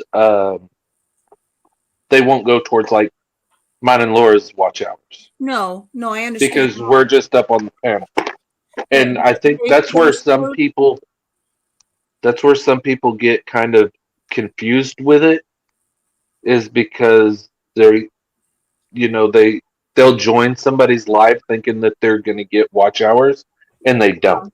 no, because I'm the host of this live, but they Right. showed something in this chat that I was in that showed that only the rewatches count, not the live towards your watch hours. But if somebody goes back and watches it again, then it'll count. That's not what at all. What I've heard is that if somebody stays a certain amount of time in your watch, that you get the whole amount of time for them for the time of your live. Oh, I don't know. So I've heard the So extreme many different stories. Right. So I mean, I guess the best way is to look at your watch hours before and after a live and see what it computes to. Yeah, I haven't paid that close of attention, Yeah. but So the last time that I was in Tuber Chats live, You get watch hours for watching the live. You get watch hours for the replay watches. You get watch hours for your videos. I think the difference between the replay watches and the watches when they're actually watching your live, you get more credit when they're actually watching your live. When they do the replay, you only get the credit for the amount of time that they watch your live. Right, because a lot of times you get more interaction within the chat from Mhm. everybody who's participating versus watching the replay and then leaving you a comment. I will tell you one thing I've noticed, and I've started putting it into play. And at the moment, I think it's a smart thing, is instead of just posting a video at least once a week, I'm doing a premiere. Mhm. Because the premiere, not only do you have the interaction and people stay longer, but I didn't notice this right away. So it's not like I was trying to trick people. It wasn't until like, I think not this last premiere, but before the one before that, is I didn't realize that as you're watching the premiere on the other side, I don't think you can see how long the video is. Mm. So I don't think people know it's a 6-minute video. Is it a 9-minute video? And you're chatting with them and you might get that full 6 minutes or 9 minutes, where if they just watch it, if you post it, they're going to skip through Mhm. or just get into 3 minutes of it and say, I've seen enough, or Right. skip to the end. Right. So I think the premiere, I've been doing at least one premiere a week because I like chatting too. I missed my premiere yesterday, though. I got distracted and I didn't get to chat with anybody, and I can't find the chat to see what anybody said. I can't seem to find it. So, but I'm hoping that the premieres will help. I'm halfway to my 4,000. So am I. Yeah. I'm nowhere close. I'll get you there. Nowhere close. But you're But early. I can tell you that our sub count has skyrocketed though since we've started. Awesome. That's wonderful. So, I mean, we started, I think we posted our first video 3 months ago, and we're about 150, That's awesome. between 150 and 200. Good. And you know what's weird is I've noticed too, it's almost like you'll struggle to get to a number, but once you get there, it just like goes from there. Mhm. And then you'll kind of plateau again and struggle. Mhm. And then once you reach another milestone, you'll just skyrocket. Yeah. Yeah. It's Well, a trend. and what's helping us right now is Casey is really wanting to see me, Scott, and Mike from Vision Acres do our farm chores in a moo. Mm. Casey's always got some great ideas. Yes, he does. Daz is Well, see, a that 1,000 hours away, so we need to watch some more of his. Yes, we do. That. And same with Leanne. She's got more hours she needs too. Thanks for sharing that, guys, so we know who. Yeah, so we know. It's yes, important that we know so we can put those on. Like when I'm canning later today, I'll put a playlist on and then I will try to give some thumbs up as I'm going back and forth, Yeah. or leave a comment. That way YouTube doesn't discredit it in any way, because I don't know what shenanigans everybody's always up to. right. Right. YouTube needs Well, a see, the definitive thing of list it is, somewhere. Yes. I hear they have a definitive list, and then when you're monetized, it's like a 200-page thing you have to read. I don't know. right, I don't know either. But the deal is that something was said in our live a couple weeks ago about moo Mhm. and it went from just talking about moo to if all three channels reach 500 subs, then we will all do chores in a moo. Nice. Yeah. And Casey has run with that. Oh, he And Casey from Vision Acres, right? no, Casey No. from Ormsby Farm. Ormsby Farms. Oh, Ormsby Farms. I don't know. Hey, if I girl. Hey. Yeah, like can't see the chat, guys.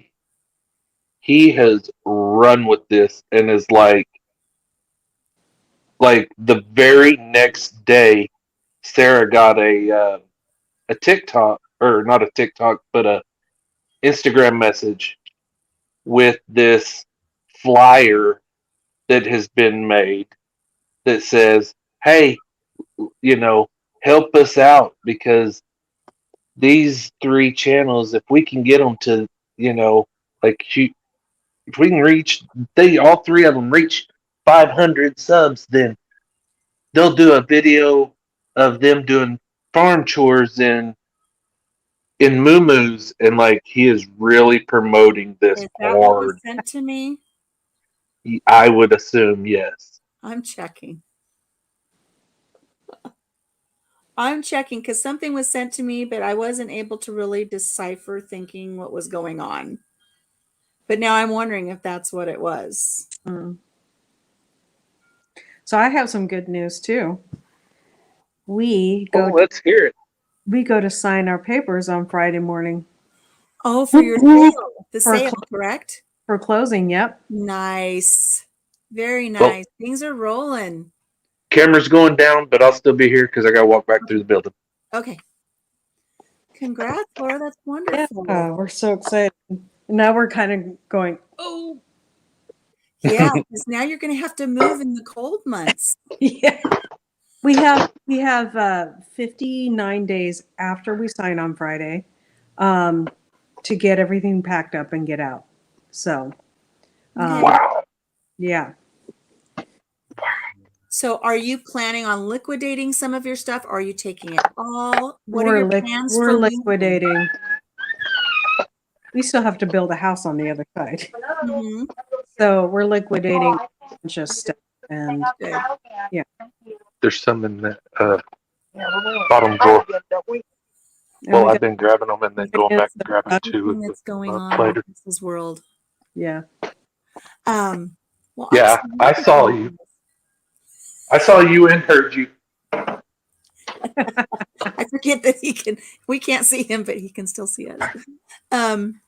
Yeah, so Leanne says she'll be praying for you guys on Friday. I'm hoping everything just goes smoothly. And I know you're excited, and this was something that you've just been working on. So I'm happy that it's coming to fruition for you. That's wonderful. Yeah. It's kind of blowing my mind. It's like what happened. I mean, it's like 2.5 weeks from when they purchased it or when they made the offer to. Right. That's crazy fast. That's wonderful. Yeah. So we'll probably be moving around January 12th, somewhere around there. Back to where it's going to be cold. Yeah. And you're going to have to pass through some cold states. Yeah, some very cold states and over some very mountainous terrain. Mountains. We are not hauling our own stuff. We have somebody else hauling our stuff. So Good. we just have to worry about us and the animals, our dogs. We're not taking the other animals. That would be way too stressful. Yes. It Somebody would. was like, "Oh, but you can take them." I'm like, no. I mean, I'm sure you could manage taking them if you wanted to take like the turkeys and all of these other things, but I don't think it would be fair to the turkeys. I think they would be too stressful. I think it would be a Hi. very stressful situation. Hello, Leanne. Hello. I think it would be a very stressful situation for your farm animals. So I'm hoping you'll be able to maybe rehome them. Yeah. Yeah, we already found a home for our ducks. So yeah, we'll see what If they were full grown ducks, I'd take them. They are full grown ducks, but you're too far away. Hello, Court. How are you? We've been in here discussing mostly this morning why I have been kind of AWOL lately. I haven't been feeling well, but I'm taking control and getting You're back. taking control. So were you diagnosed diabetic or? Yes, just last Thursday. But, you know, I know that you've heard in some of the other lives and some of the things that we've been doing that I thought I was just like having the garden flu. Mm-hmm. Like I was just tired of working in my garden. Mm-hmm. But I was tired and I was sleeping, and like I was telling earlier that, you know, I lost 30 pounds and I was just tired. Mm. And it just kind of all snow piled on me. And then I ended up going to the doctor and having my blood work done, and my A1C was 13 plus. Ooh. So, and my first little blood draw with my little kit was 312. I saw your first blood draw. Yeah. So, but it's coming down. I'm making those changes. And Leanne was saying, you got to walk. And I walked 1.5 miles yesterday. Oh no. Yeah, she popped out of there for a second. She'll be back. Solar flare. Solar flare. Thank you, Court. It's It's one That's reason what we're why blaming it on I need now. to send. I need to send. I've got a little thing to send out to Courtney and to Casey, and I just haven't put those things together to get them in the mail. But I will be sending you a letter, Courtney. Did you find that? Did you find that Instagram message? I did. It was something else. Oh, It was something else. I haven't received the Moo one yet, but I will. oh, I'm sure it's making its rounds. Trust me. So are you In up case- for this? If you get to 500, are you up for doing chores in a moo? Where are you going to find a moo? I haven't seen a moo in a Goodwill in years. So Mike, his is in the mail. His has already been sent to him. Really? Yeah. We're trying to get. Laura, you can't see the chat? no, so I'm trying to get on my phone so I can see the chat. Okay. Leanne, do we I'm trying to think. Leanne says we sound like robots. Do we still sound like robots, guys? How are things sounding out there to everybody? Are we still sounding like robots? I think that's why she jumped off. Maybe Aaron. I think it's Aaron. I'm trying to remember. It's either Aaron or I can't think of the other one. Up in Canada. Aaron from Bramble Hill. Yes, we're trying to get Aaron to make me one. Oh, that would be fun. I didn't realize she was a seamstress. I know you did, Leanne. I appreciate it. I don't know why we sounded like robots to you, but you're welcome to try again. If you want me to drop the link again, I'll do it in case anybody else wants to come up too. We'll pop this up here. But so, well, I will be very interested to see you guys get to 500. And if you can't get a moo, you can always order a grass skirt and a coconut bra. Maybe be a little different. No, it's got to be the moo because Okay. that's just So I can kind of see the chat now. So Okay. there we go. it would be wrong of me to be in a grass skirt and a coconut bra if everybody else is in moo. I say you're outside the box a little bit, and it's a little more risque.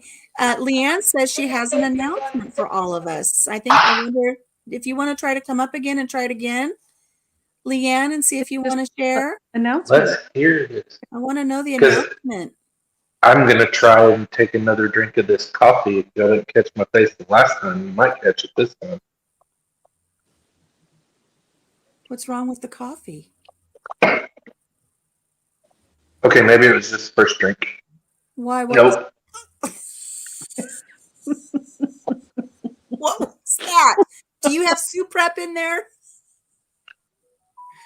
No, I don't know what. Well, it's a little cold, but Yes. Got a little go lightly in there? I'm not.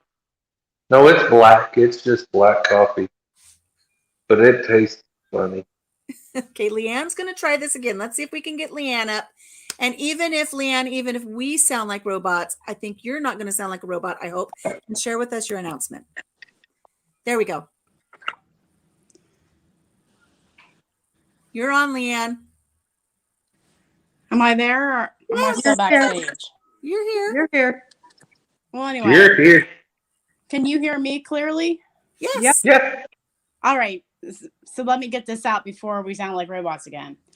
I was asked to be in a collaboration with bigger channels, like have 10,000s or, hundreds of thousands of like September or anything.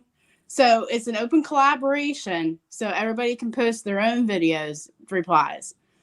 December 10th, this is when you have to drop your video. Okay. You're dropping a Christmas cookie recipe video. Thanks. And if you do the video, you need to hashtag Jenny Gart or Jenny Goff. I'll write her name down in the chat down below. Okay. So it's one big Christmas exchange. And you don't have to eat the cookie. You just get to watch the video. I'll make them for the rest of the family. So, So Sorry, if I make a cookie, I'm eating that sucker. Can I have half of one if I get my sugars below 200 by then? Yes. You think? Land's like, I It's don't all know. about what the sugar-" moderation. The thing, exactly. It's all about moderation. Well, it's just like my So a family little said. sugar here and there is I not put that. I It's put not that going to video up for making the Butterfinger bites, and my family's like, "See, you made all those Butterfinger bites. I made the Butterfinger Hi, bites, Brandon. but I didn't eat all the Butterfinger bites. You guys are acting like I ate all the Butterfinger bites, and that's why my sugar was so high. I think I had one.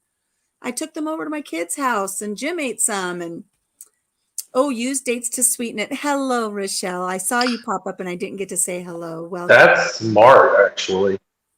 To use dates. Hi, Nikki. Yeah, use something that has a natural sugar to it Mm-hmm. instead of processed sugar Yes. or raw sugar. I want to make, and I want to do it before this Christmas thing, but maybe that will be my Christmas thing too. I want to research and make little protein balls. Oh, yeah. Protein balls. I think like with peanut butter and whole rolled oats, and I don't know what else goes in it. Yeah, there's a lot of great recipes for that out there. I used to make them. So When- I want to make those that I can have with my diabetes. I need So to you make can actually make a peanut butter cookie without the sugar. Mhm. And they're one of my It's favorites. it's a sugar-free peanut butter cookie, and you follow the same recipe. You just leave out the sugar. And what would I use for the flour? Not white flour, No, you can use a wheat flour. wheat flour. Mm-hmm. Wonder if you can use like an almond flour Or an almond flour. all these different flours that are out there. Yep. Thank Yep. you, You Leanne. I can. see You that. can.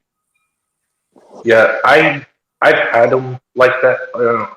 They were made with white flour, but they didn't have any sugar in them because my grandma was diabetic, and I want a recipe for Rochelle's balls. I could not tell the difference between a peanut butter cookie with the sugar and without the sugar. I'll tell Couldn't you tell the what was a big eye opener for me this week, and I have stockpiled peanut butter in my pantry, and I think I've discussed this before about getting your pantry prepared for hard times.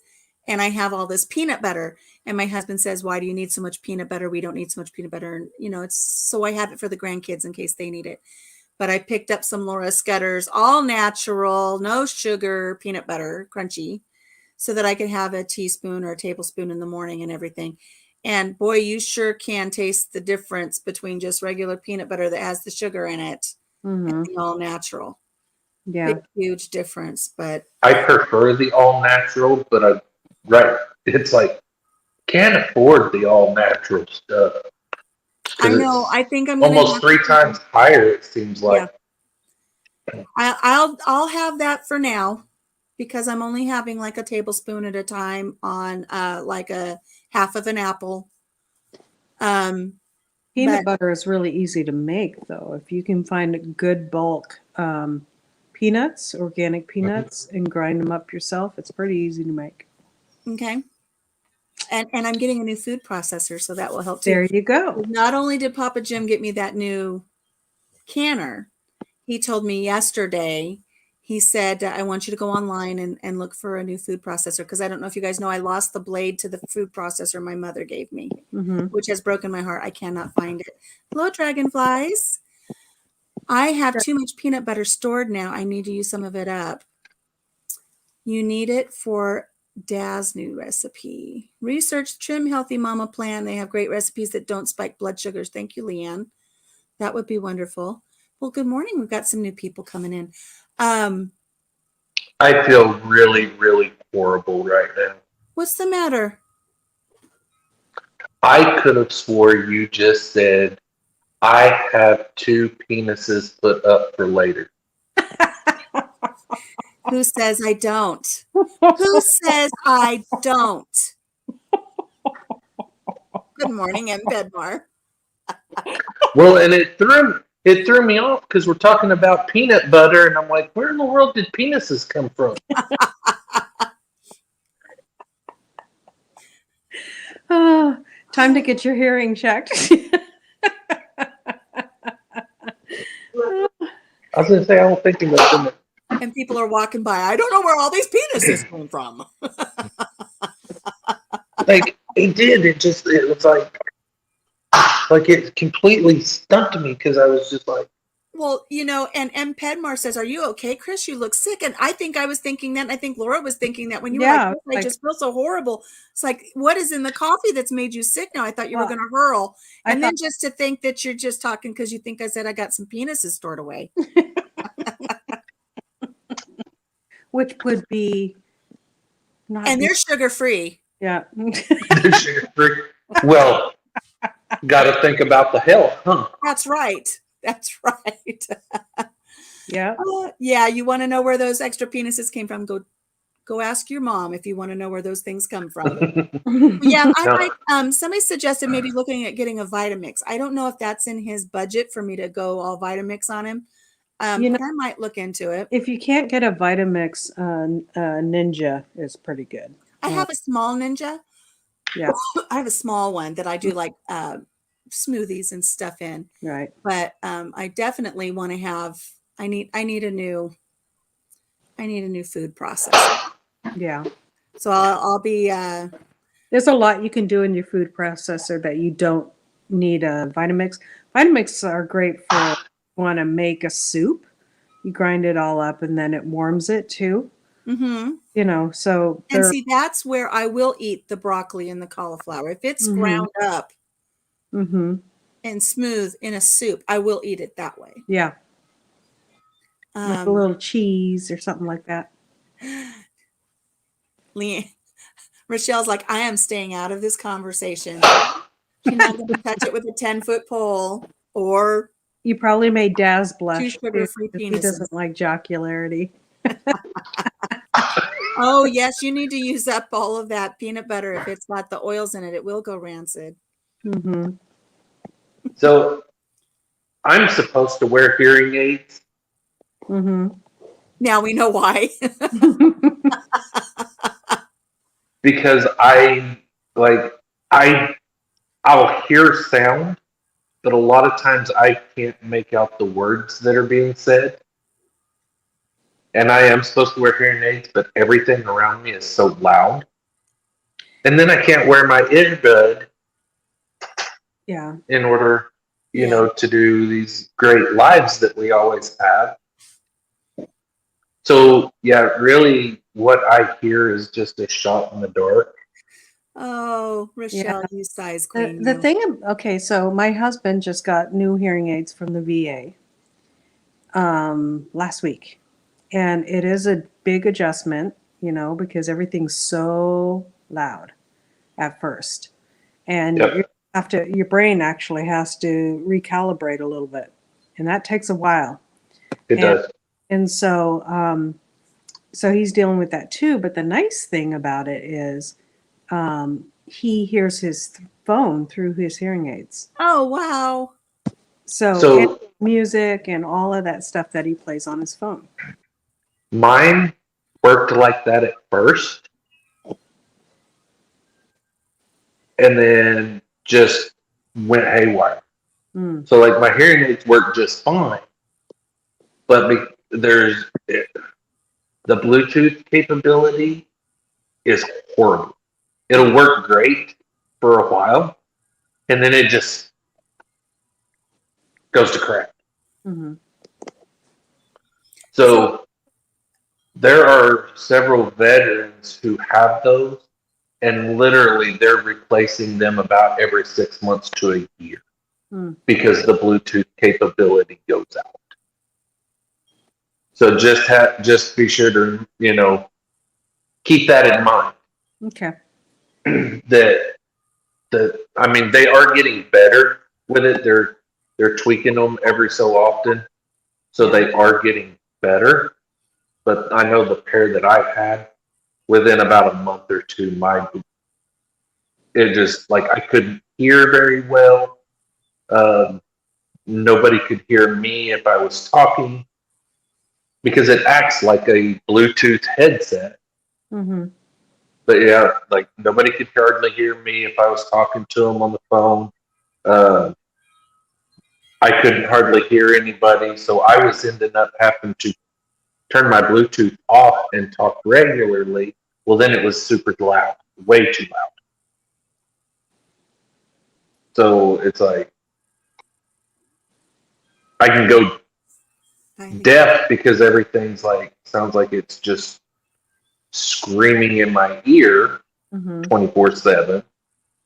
So it's going to cause me to go deafer than I already am. Hmm.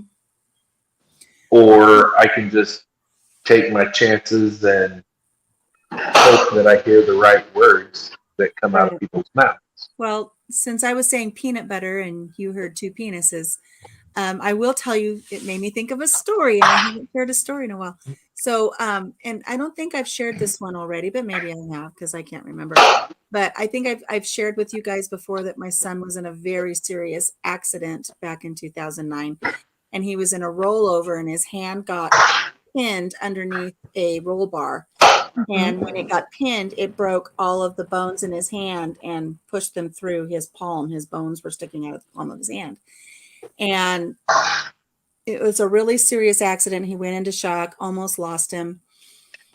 And it took us 12 hours to get him out of the desert to a staging hospital and then to UC San Diego, where there was a hand surgical team on standby. Right. And while they were getting him prepped for surgery, they came and spoke to me. This hand surgeon came and spoke to me. And he was telling me everything he was going to do. And he says, we're going to go in there. We're going to clean out the wound. We're going to assess the damage to the bones. We're going to do this. We're going to do that. We're going to apply some KY, blah, blah, blah, blah, blah, blah, blah. We're going to do our best not to amputate it, but I might have to amputate his hand. Do you have any questions? And I was trying to process everything he said because he was saying it so quickly because it was so urgent to get him into surgery. Right. And I said, yeah, what do you need KY for? Yeah. What do you need KY for? And he just looked at me like I was the stupidest person on the planet. He goes, KY? I said, you said that you were going to apply KY. He goes, no, K wires.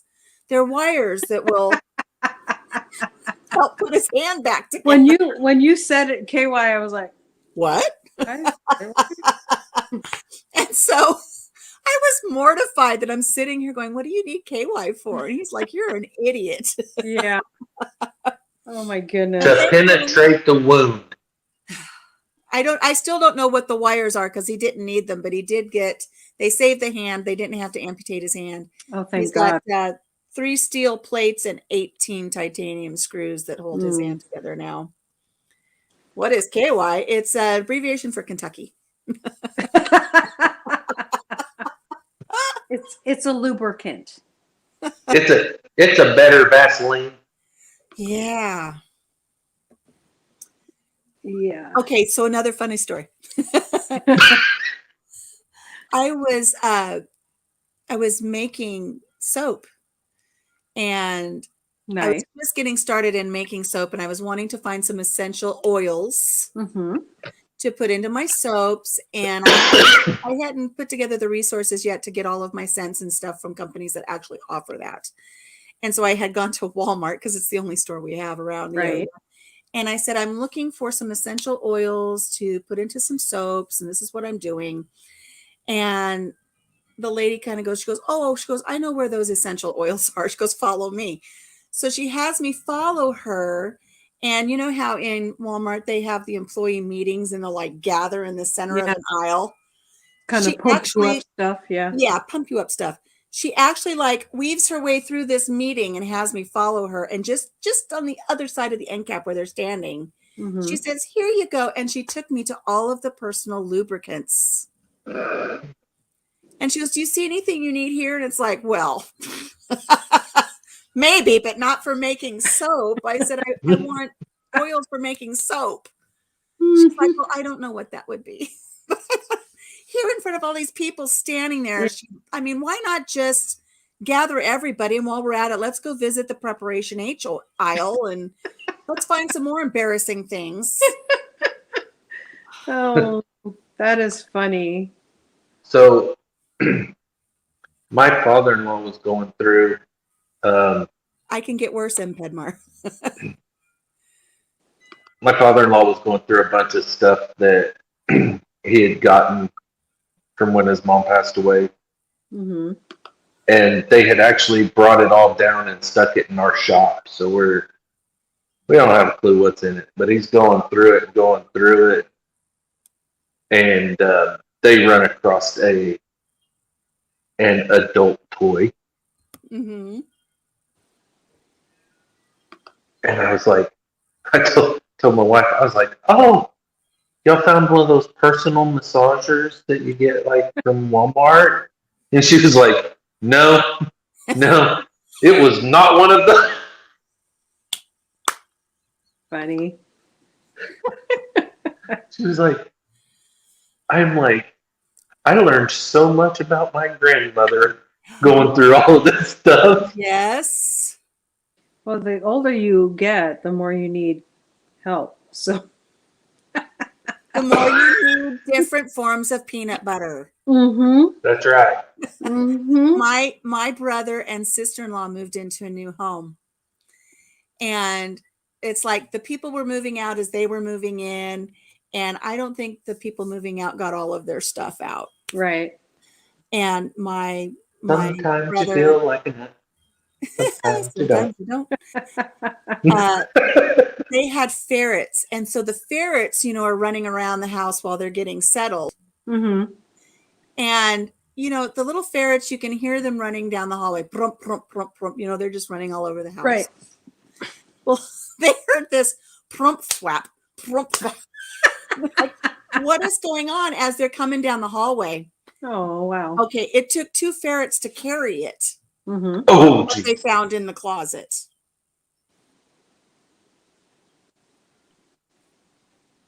Oh, I know what you're talking about. Right? Mm-hmm. And my sister-in-law was like, oh my God, we never would have thought these people had stuff like that.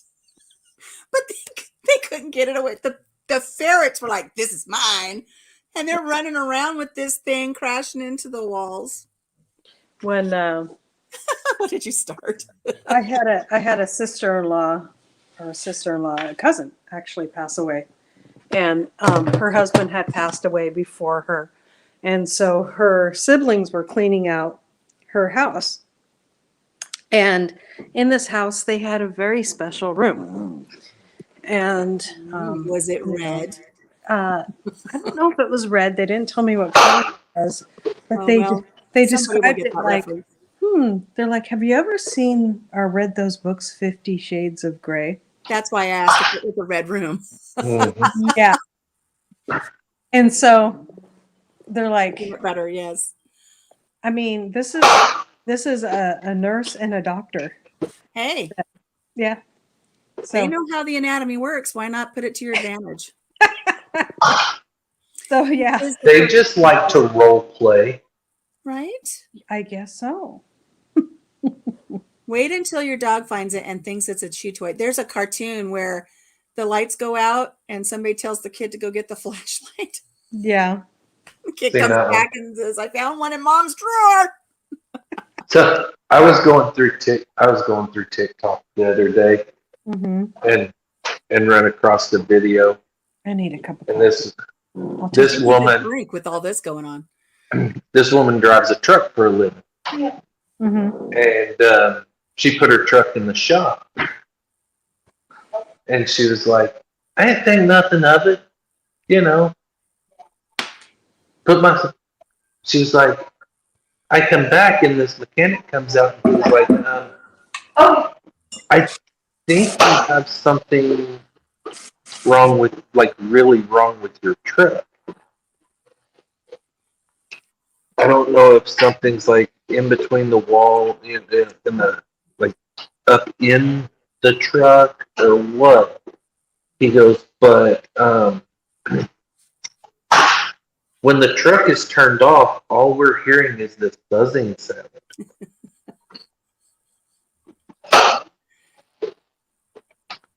And she goes, guys, I forgot to take the batteries out of it. And it was on. Well, I was scrolling through yesterday and she was like, really, guys, I am not trying to traumatize mechanics, but she's like, I took all the batteries out this time, but I didn't hide them. And when they got into my sleeper to work on the CPU system, like the refrigeration system and stuff like that, it's right there. And she was like, yeah, they were all displayed right there on the shelf next to it. Oh no. Funny. So she's like, I guess next time I have to remember to like put them under my pillow or something when I put it in the shop. She goes, the problem is that I took it to one shop one time and another shop the second, so it's not like the same mechanics got it. It was she's like, I'm just traumatizing all of these mechanics and it's unintentional. They're not traumatized. It makes for good dinner conversation. I went to a girl trip to Vegas and come home from Vegas, girl trip, and I didn't have the small bottles of shampoo, so I checked a bag. And I go, everybody's waiting for their bags after they get home from Vegas, and this bag keeps on going by, and you hear.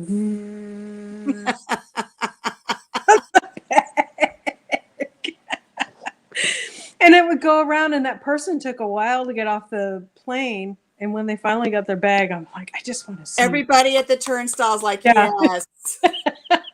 That's They didn't do that. They just laughed, though. And the person coming off the plane. It was so funny. I would have applauded them. I really would have. Yeah. It reminds me when our boys were little, we had to go to my in-laws for Christmas. And Christmas morning, we're all sitting around the Christmas tree and everybody's opening their presents. Right. And I had this my kids are little, Mm-hmm. but I had this great gift for my boys, and it was a Bart Simpson toothbrush set. And it held all the little toothbrushes, but if you pushed down on Bart's head, you pushed his head in, his hair, and his eyes would go back and forth, and it was a timer. It was a timer for them to brush their teeth for X many seconds. Mm-hmm. So before I gave them their gift, I pushed down on it, and then it made this noise, and my father-in-law in front of the entire family said, "Oh, I know what that is." And he said it out loud, and I remember just dropping my hands and saying, "There are children here. This is a gift for children. It is not what you're insinuating it is." Right. But then, since I pushed it all the way down inside the package, it went for the full 60 seconds. And we're all just sitting there in awkward silence, waiting for it to stop, and everybody in the entire family thinks it's peanut butter.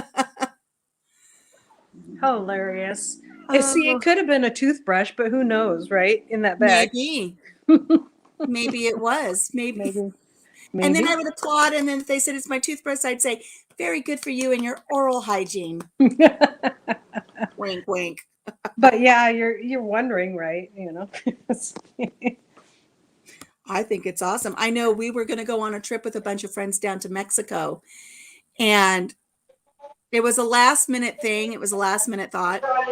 With the last minute, the people who were taking us, a friend of mine that I went to high school with, her husband actually struck oil, and they became overnight millionaires like Jed Clampett.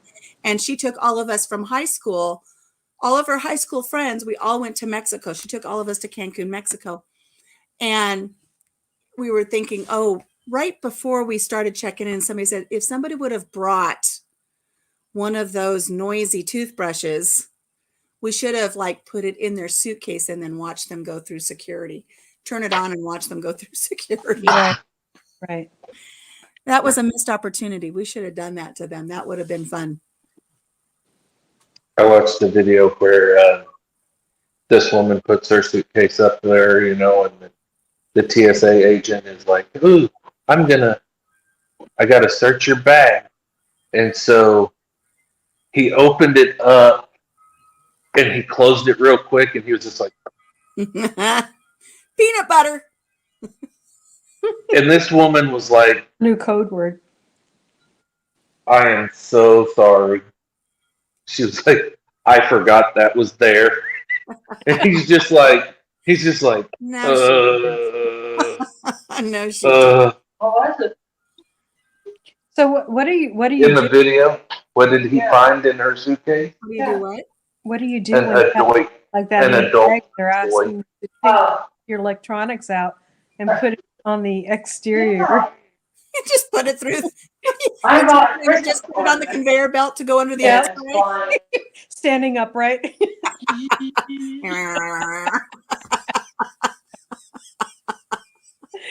I would do that on a dare just for fun, but I would be afraid that TSA would then get a hold of me, and right. you know, who knows what would Oh, happen. they've probably seen worse, but Oh, I'm sure they have. it's just so funny though.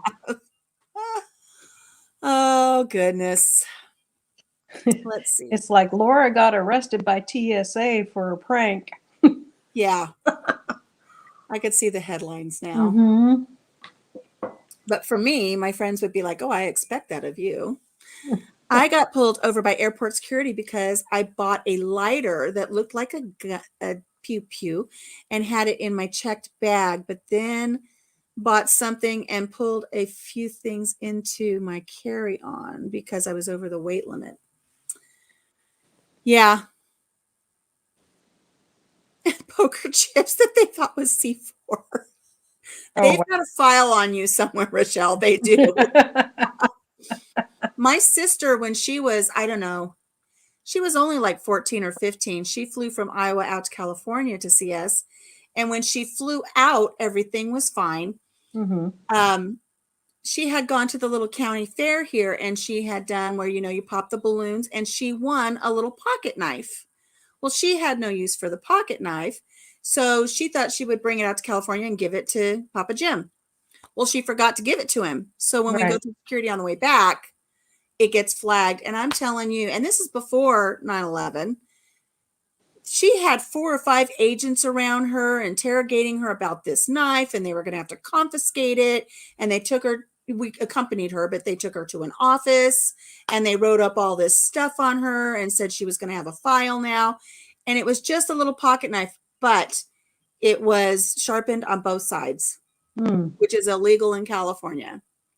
And so they made this big deal that she was attempting to get on the plane with this double-edged knife. And I don't remember if it came out or if it popped out like a switchblade. But she was in big trouble and she was crying. And my husband was like, I'll take it. And they're like, oh, no, you're not taking it. They confiscated it. And I don't know if she still has like some weird file on her or not. Right. So I had mace in my purse and I dumped it. I realized I was digging through my purse to get my wallet, and I realized I had mace in there right before I got on. I dumped it. I'm like, oops. Yeah. A good thing I didn't take this through TSA. Did I tell you guys the story about when I was coming back from Mexico? I don't think so. So I went and picked up my cousin in Albuquerque when I was on leave from Kuwait, and we went to Mexico to visit, our aunt and uncle. And I had my passport, everything, everything was legit, no problems. So we get down there, and we were going down, we were going to spend the day, spend the night, and come back the next day. 4 days later, we crossed the border, coming back to the United States. And I'm following my aunt and uncle. They pull up to Border Patrol, slide the sliding door open on the van. My aunt hangs out and is like, with their papers. And Border Patrol was like, okay, go ahead. Well, I pulled up there, and my ex-wife holds my passport and her passport out the window to hand to the Border Patrol agent. That Border Patrol agent looked her dead in the face and says, oh, you're okay, ma'am, but I need the rest of their papers. I'm like, "Sir, my passport is right there."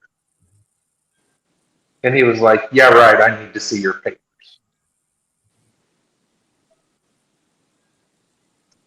Well, needless to say, I got an attitude. Mm-hmm.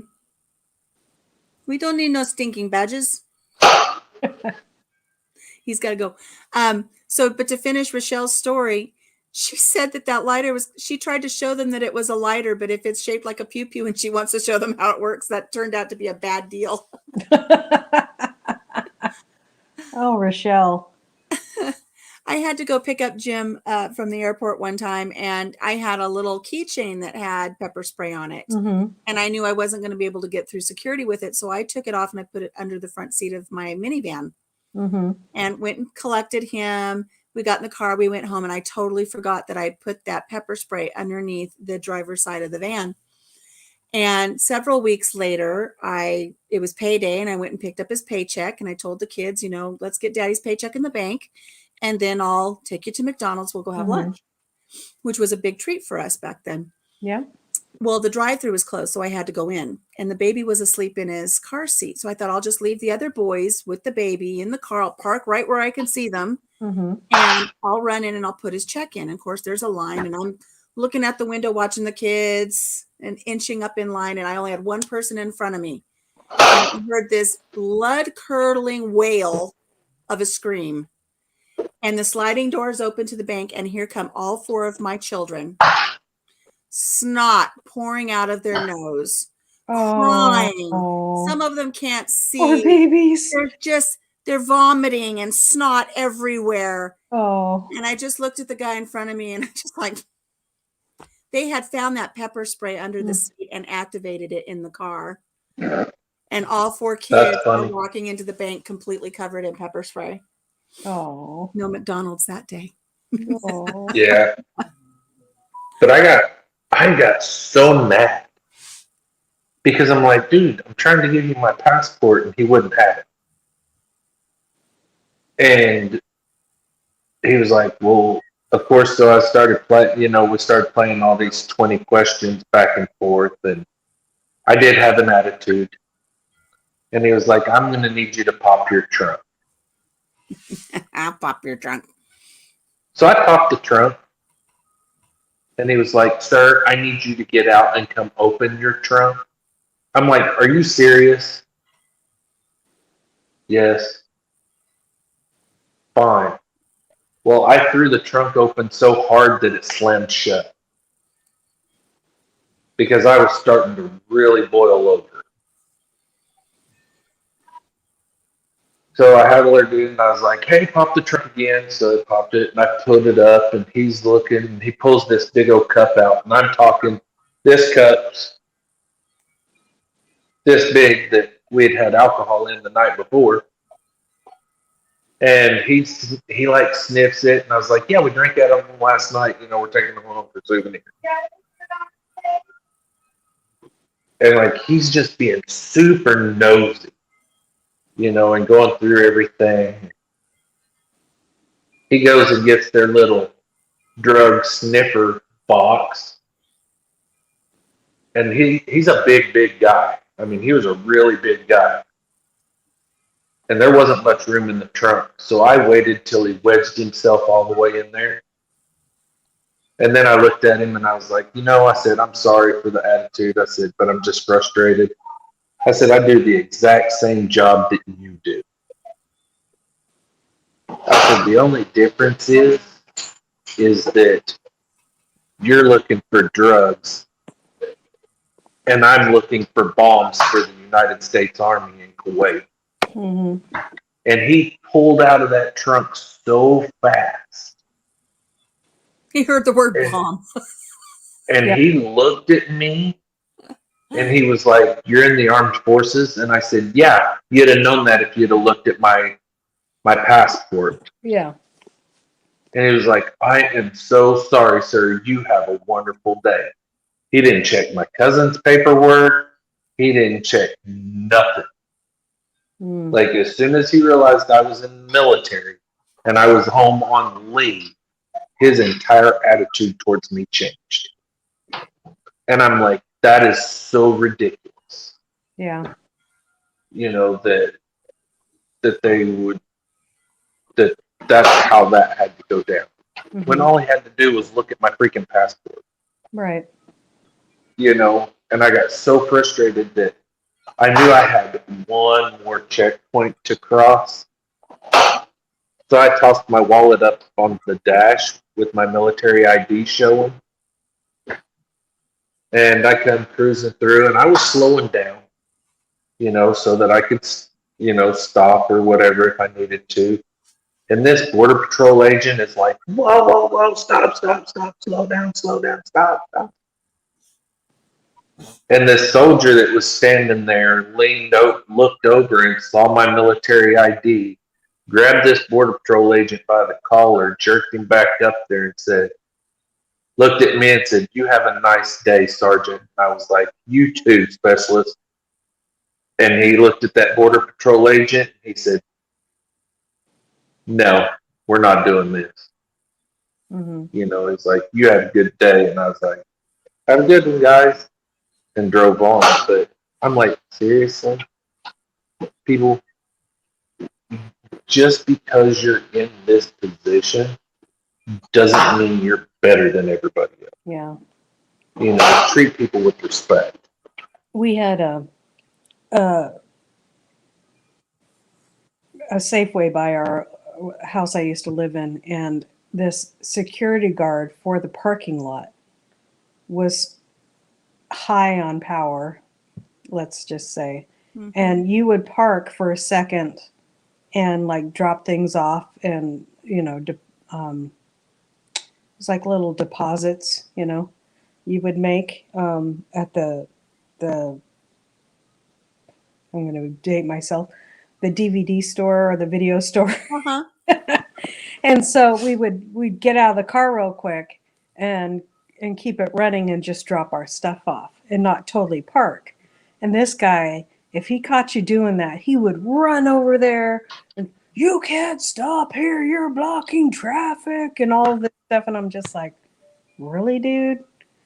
We're stopping for a second and the parking lot is not full. It's like, Which is fine until like the fire marshal pulls up on you at one time and right. says, now you're in big trouble. Yeah.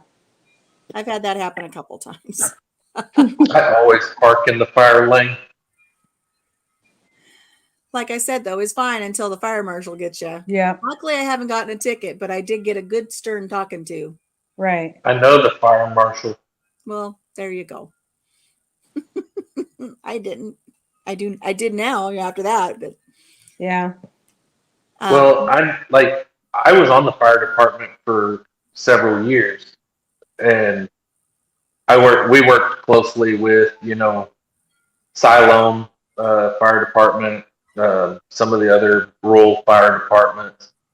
So I know the fire marshal for our area and the fire marshal for the Siloam area from working with them so closely for so many years Mhm. that they're just like, a lot of times they'll see me and they'll just wave. Because they know that usually if I'm parked there, it's because somebody's run in real quick and they're coming right back out. They know that I'm not going to be there for very long. Right. So they tend to just leave me alone. I do want to show you. I use my bag every time I go out. I do love it very, very much. Yes. I mean, it's got my stuff in there. I mean, I don't want you to think I'm just holding it up. It's like I use that boy. It goes with me everywhere I go. That's awesome. I love That's a that cute little bag. Scott, I watched a video that Scott had up Oh, that he just posted, and he's driving along, and he was like, "Thank you, E3. Chris from E3. I don't have a clue why I'm shouting them out right now." And it's just like, dude, you were just talking, and all of a sudden it come out, and I'm like, what are you talking about? you Like, were I don't on his have. brain. Yeah, it's nice when people do that. You're part of their lives and they just talk about you because they're part of your lives, Right. Yeah, I was like, well, apparently we were on his mind, so. And I've had people say, "Ooh, I like your tote bag." I'm like, "Thank you." My friend sent it to me. It was a good trade-off, and I don't know if you saw Erin actually received. No, I missed that. Yeah, she did. She opened up her card. That did get to her, and she wasn't going to say Good. anything. And I told her, I said, no, read it, because it said it gives you guys credit in there. And then it also says, you know, who it was supposed to go to, who sent it to me, and then I sent it to her. I wanted both you and the other party to know that I did follow through with that. So, but I mean, I couldn't have picked out a better bag for myself. I love it. I love that little bag. That was better than the original gift for me. Yeah. Isn't it a great bag, Rochelle? I love it. I love my little cow. I love it very much. Yeah, Rochelle, she gets upset when people park in front of stores too. we do stuff like that on occasion. Well, I'm supposed to be putting together my 500 subscriber giveaway, but obviously I'm delayed Right. because I wasn't feeling well. But we'll put Right. it together. I've got a couple things put together, and mine will mostly be homemade items. And I was thinking about doing that for 500 since I have so much canning stuff, giving away some canning stuff. mhm. And then gotta plug in. This will be one of them. That's one of our deals, is that we want to learn, like we want to learn how to can and start canning and stuff, but Mhm. we have nothing to get even remotely close to started right now. Right. You just start a little at a time, and you'll get it. And You'll get it. I have some very good how-to videos on canning, like step-by-step stuff. Mhm. Every time I do a canning video, just say, just walk you through it. I actually give you the recipe and step by step. right. Well, and I've caught several of those. In fact, my neighbor has some canning stuff and is wanting to learn how to can Mm-hmm. and stuff. And so I was like, dude, you've got to go check out Laura from Hedgehogs if you watch YouTube, Oh, thank you know. And he was like, really? I said, yeah. I said, she does a lot of canning videos. I said, Alicia from Country Mama's Musing does, I was like, Rambling with the Brooms does. So Mhm. like anybody that I could think of that I have seen canning videos on their channel, Mhm. I told him check them out. Awesome. I don't know if Because you guys you can will see my learn. screen right now, but Louie's flashing you. I see it. That fly, Louie, behave yourself.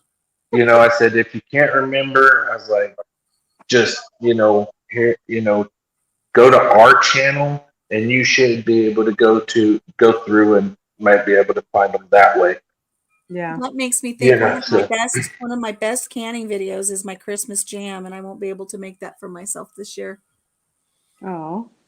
Oh, that's yeah. I was showing you guys. This is going to be one of the gifts, and you might think, oh, it's a blanket, but no, it's smaller than a blanket. it looks like a shawl.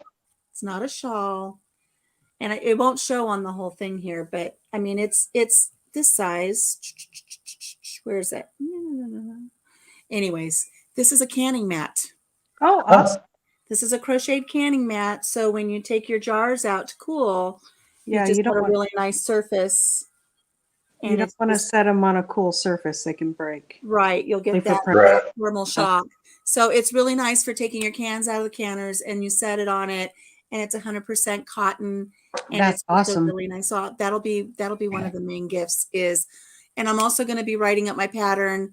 I'll be doing a tutorial on the pattern, and I'll also be putting the pattern on Etsy. Awesome. I really enjoyed the video that I watched on water canning Mm-hmm. instead of pressure. Mm-hmm. Just putting them in a pot of boiling water. Yep. That would be easier for us, Mm-hmm. to start with, because until we can get a pressure picker Yeah. or canner. So I was like, man, that's pretty neat. I didn't know we could, Yeah, do a because I've little never seen it done that way. You can't do everything in water bath canning.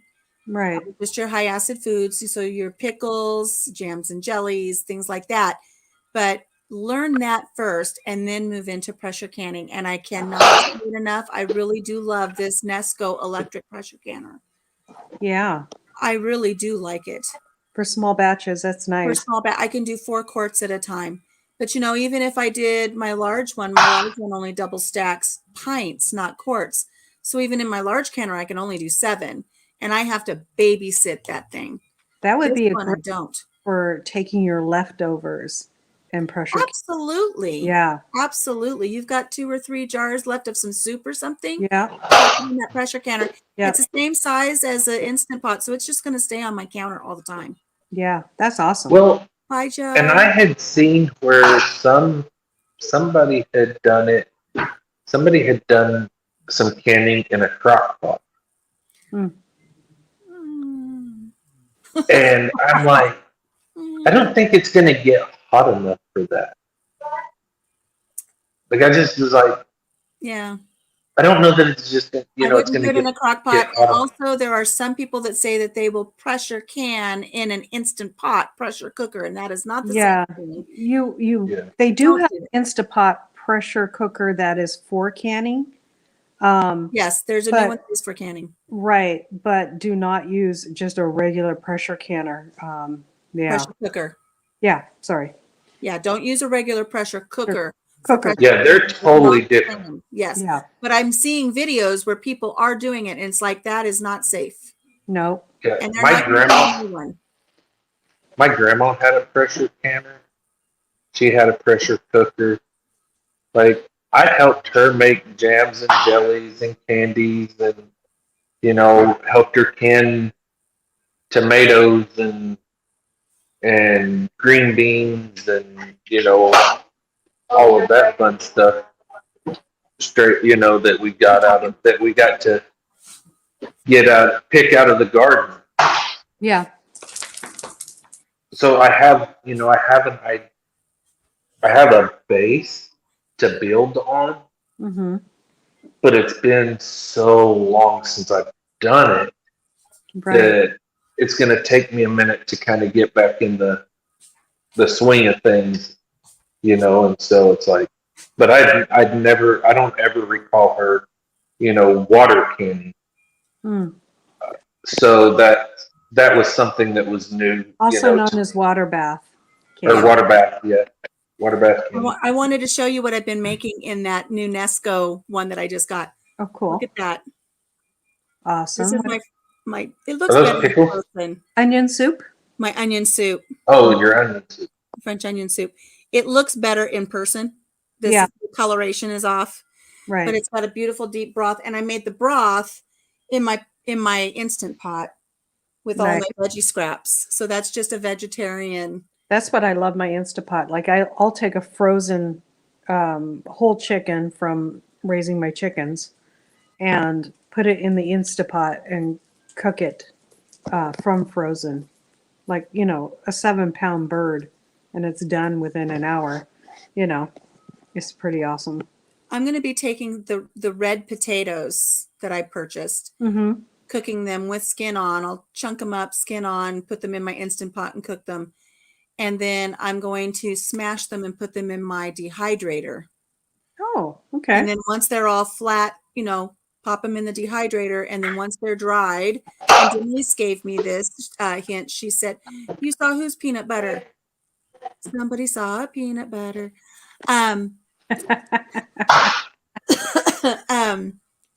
Once they're dehydrated, Real peanut butter.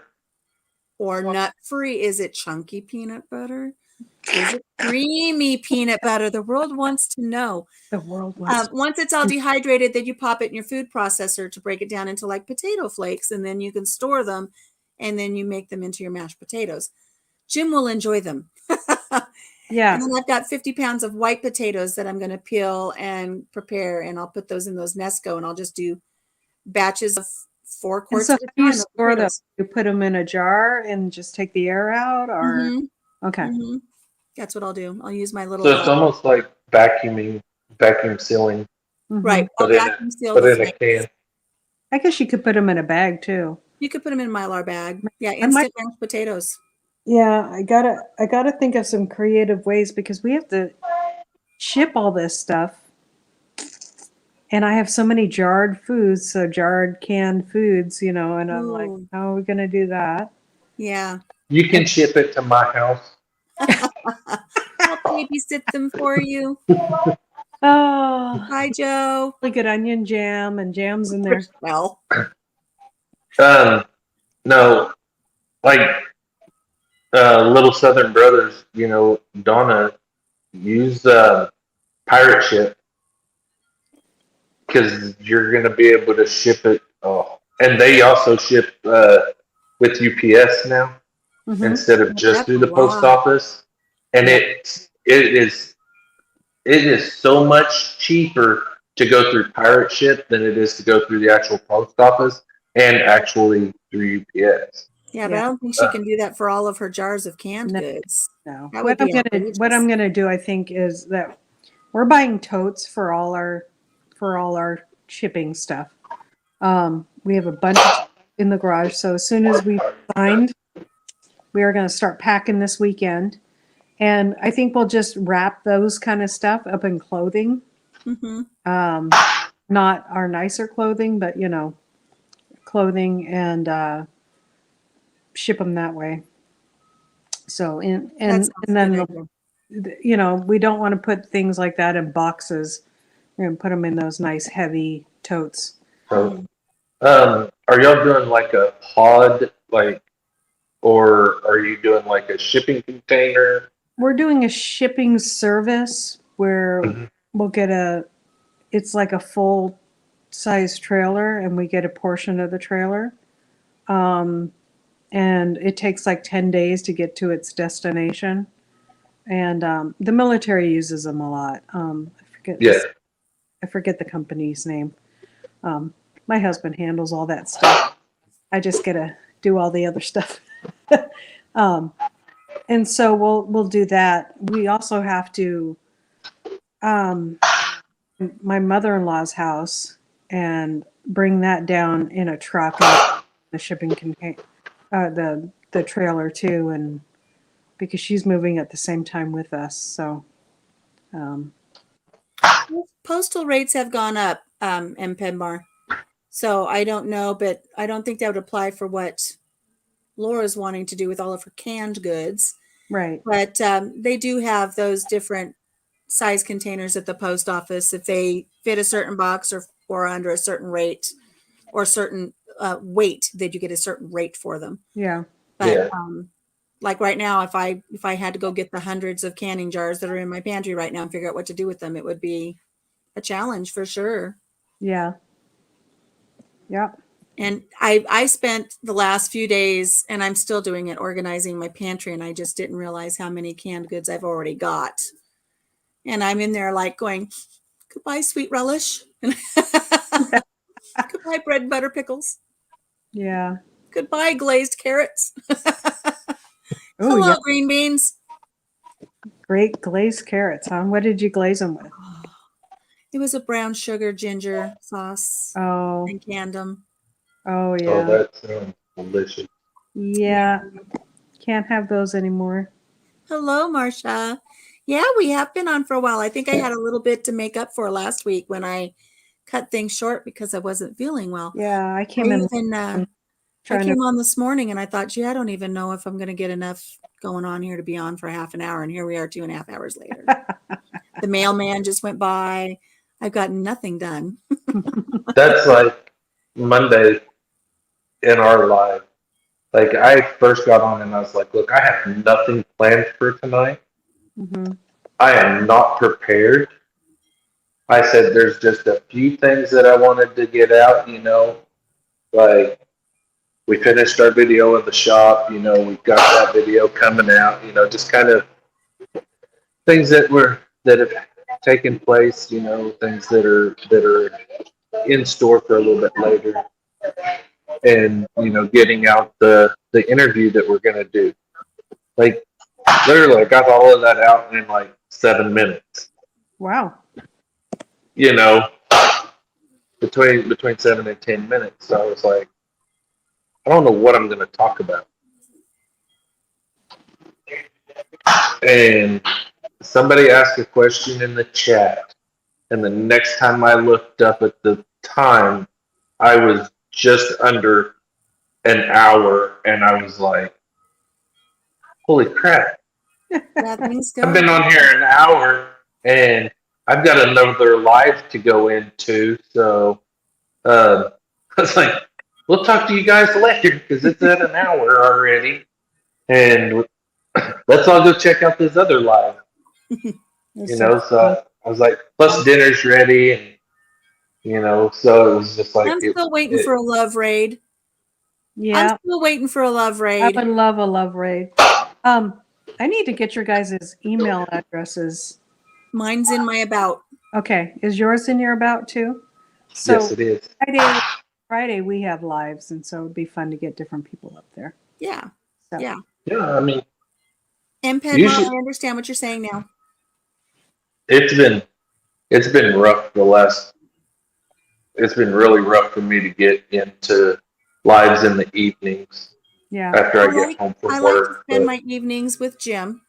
yeah. And sometimes if he's watching something, if we're here side by side and he's watching something, I'll let him watch his deal, and then I'll sneak on over to a live and I'll put my headphones in. But lately he's watching something that just has me going, ooh, and then I fall asleep. But Right. he's watching a specific court proceeding to the northeast of us, yeah, and it's actually very interesting. I'm very well, invested in that. it's Yeah. kind of funny because me and Sarah will be sitting there, and we've got a general idea of who's going live and who's not. We could be better at it, but she'll go. I'll be like, "Hey, what are you doing?" She's like, "Oh, I'm in so and so's live," and I'll be like, "Oh, that's cool." She'll be like, "Well, what are you doing?" And I'm like, "Oh, I'm in such and such live." Mm-hmm. So we'll be in two separate lives, so that we can. And then sometimes we'll have one going on the TV too.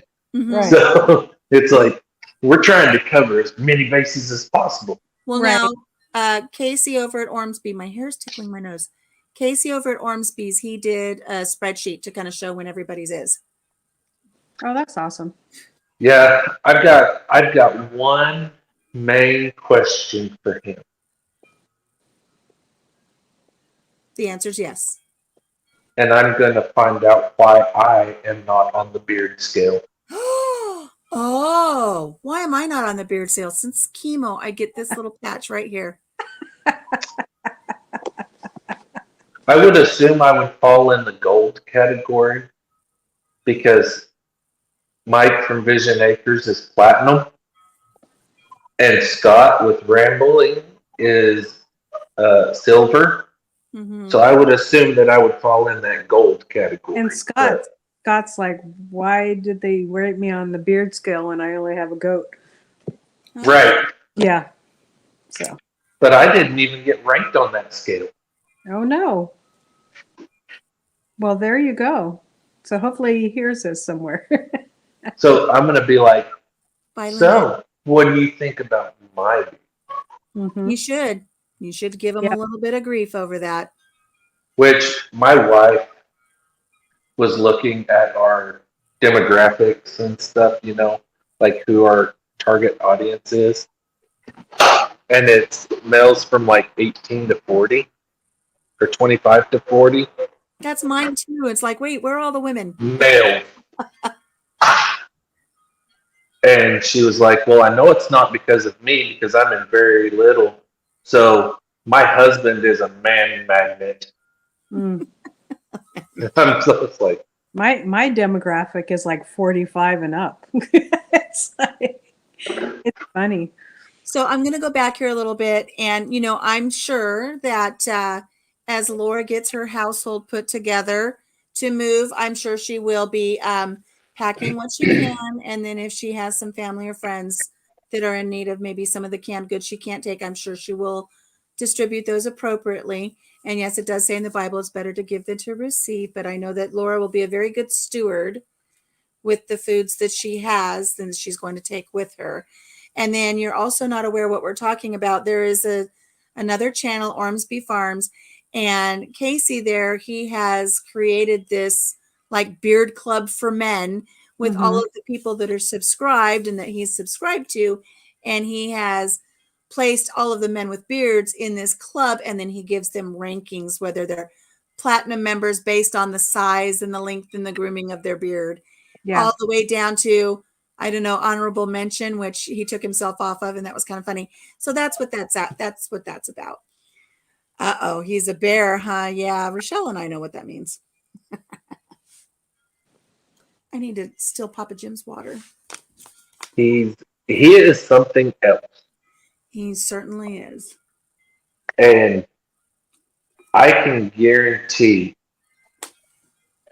that this interview with him is going to be hilarious. Good. I look forward to it. Because if y'all heard our interview questions with Vision Acres, they were not your typical interview questions. There were some off the wall questions, you know. And I was just thinking, I was like, we come up with some pretty off the wall questions, Mhm. but the things that come out of Casey's mouth Mhm. without being asked Yeah. is so. Yeah, I've got a feeling it's going to be extremely hilarious. It's going to be a lot of fun. And very interesting all Yeah. at the same time. Yeah. Mhm. He had a great interview when he came over for the Country Mama Quickie. He's hysterical. He Thank you, Marsha. is hilarious. Marsha's commenting on my hair. I can tell the roots are already coming back in though. Oh well. Well, we can't, so If I do this, nobody can tell, right? Well, we can't even tell. I mean, we couldn't tell even before when you did that. did this and you went closer. Yeah, even when you pointed it out, we still couldn't tell. Well, that's because I don't know my right from my left and I was pointing at the wrong side of my head. I don't either, especially when it's on camera. It's like I'm finally getting that this would be, pointing to the person. Yeah. I'm pointing to my left on camera. High five. I'm pointing to my right on camera and it's going left. Yeah. Pointing to It's like my left on camera. We're pointing to my roots. I had somebody comment on my hair the other day and I said, thank you. I said, my oncologist used to do my hair and they kind of missed the joke on it, because I used to have this thing all the time when I was bald. It's like somebody would say, my oncologist does my hair. This person thought my oncologist literally was a hairdresser. You're like, wow, that's so cool. Oh, yeah. People that haven't been through. I didn't have to get radiation, so I didn't have that experience, but I had to get chemo. But so I didn't have to lose my hair. I had several people when I first was diagnosed. They were like, maybe you won't lose your hair. When the doctor tells you the drugs you're going to be getting will make you lose your hair, you're going to lose your hair. Mhm. So, but good, good intended people were like, well, maybe you won't. Well, no, I'm going to. And I lost every hair on my body, including the hairs in my nose that keep the runny snot in. I would be talking to somebody and they just go bloop. Right. I told Sarah, I said, if I ever have cancer, I was like, just if it ever happened, I said, I would enjoy the fact that I would lose the hair on top of my head. Because I don't want it anyway. Mm-hmm. I said, but I'd be highly disappointed in the fact that I would lose my beard. And your eyebrows and your eyelashes and your nose hairs and everything below the neck. Yeah. Yeah, who cares? I just want to keep my beard. Not going to happen. No. And it wouldn't happen that way.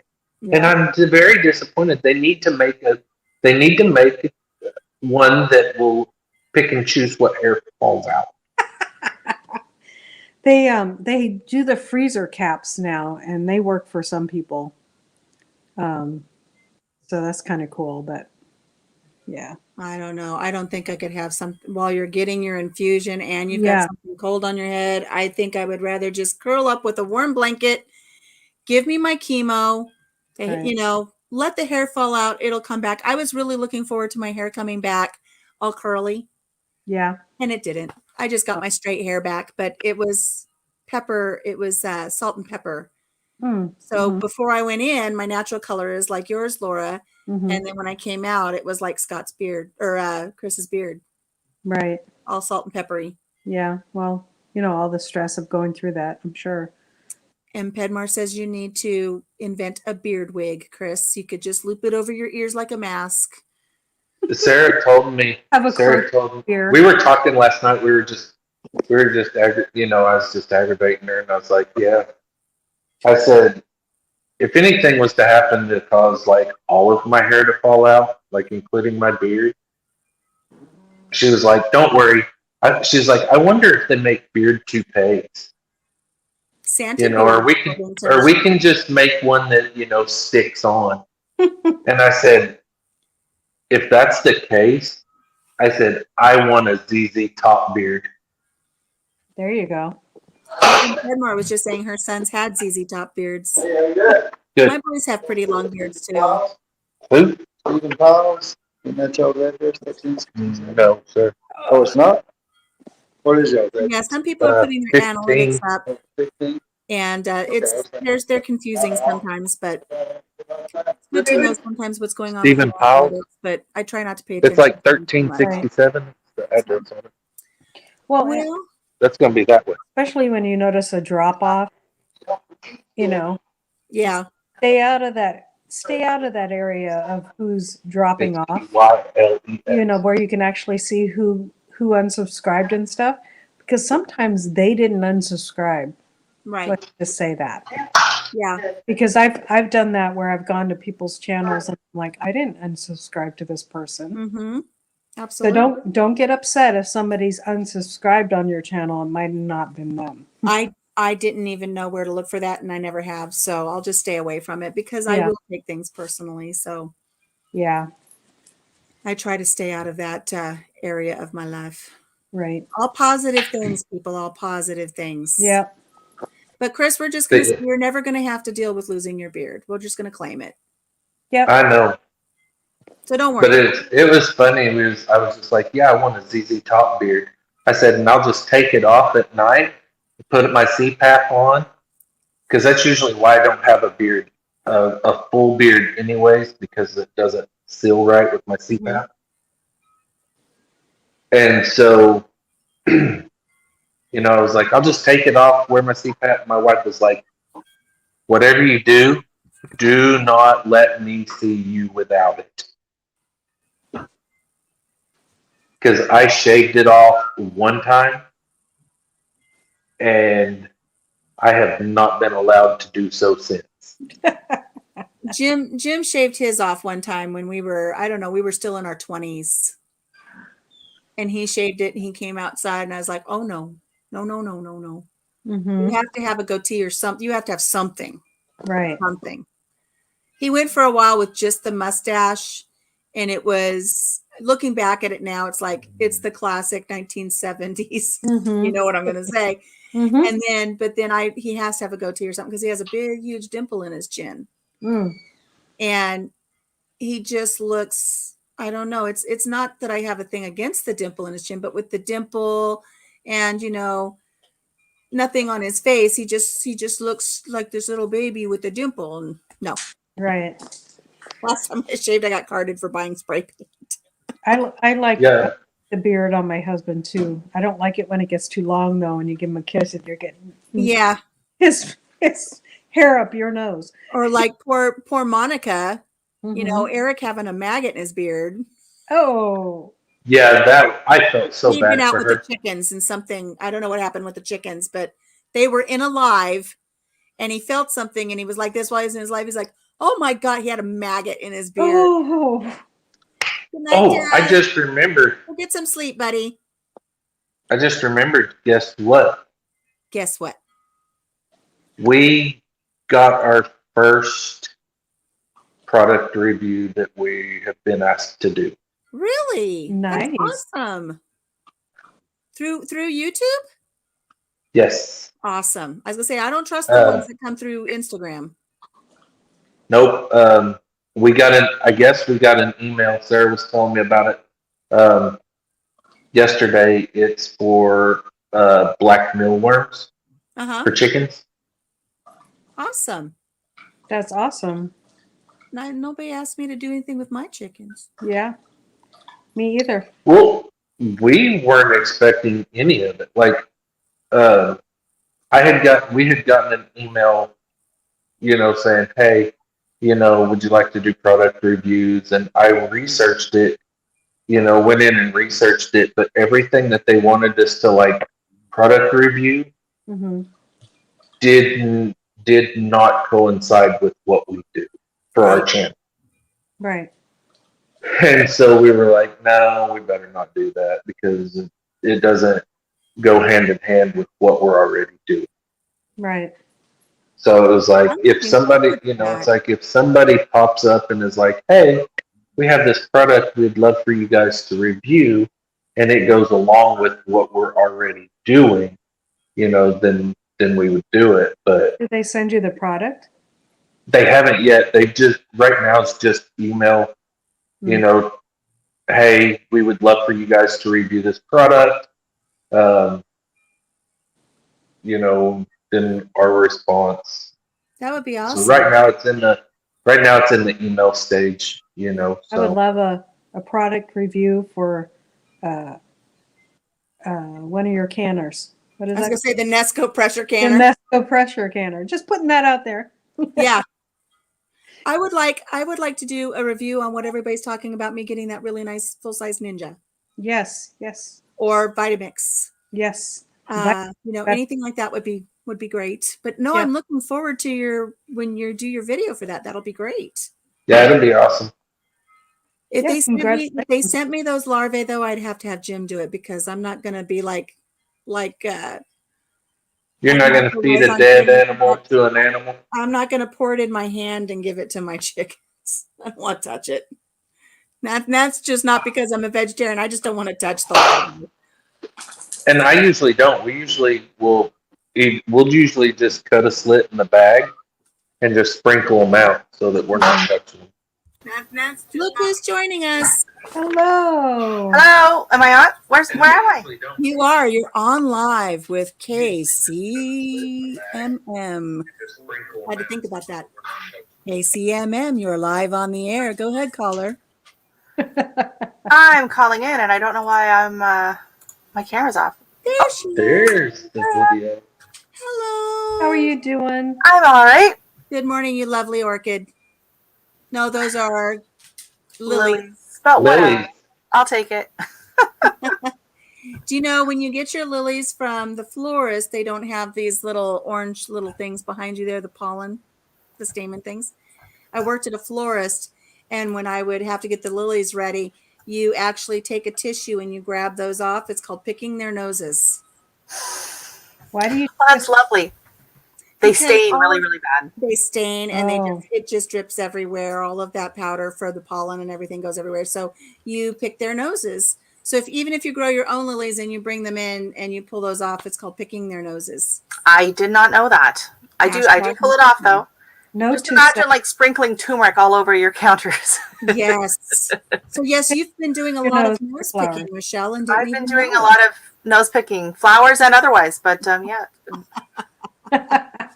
Rachel. WKRP in Cincinnati. For those of you who don't know, I used to do voiceover for a radio station. Oh yeah. Yeah. I always want to do that. I used to. I did a few to work for, voiceovers in high school. Yeah. ATY 101.3 FM. That's who I used to work for. Oh, cool. It was a lot of fun. That is fun. The stargazer lilies are my absolute favorites. I love stargazer lilies. Yeah, I had some, and I don't know. They didn't. They croaked after a while. So I had some really cool ones. My husband bought a few years ago. They're like a really, really dark color. Mm-hmm. It's like a burgundy almost. And then when I was out just a few days ago, I was doing something in the front yard. I was cleaning up the beds and whatever. I came across a seed pod from one of them. Oh, And I'd been watching for the seed pods, but they were green. Every time I looked at them, they were green. And then they like just disappeared. And so I thought, oh, maybe they just didn't develop or whatever.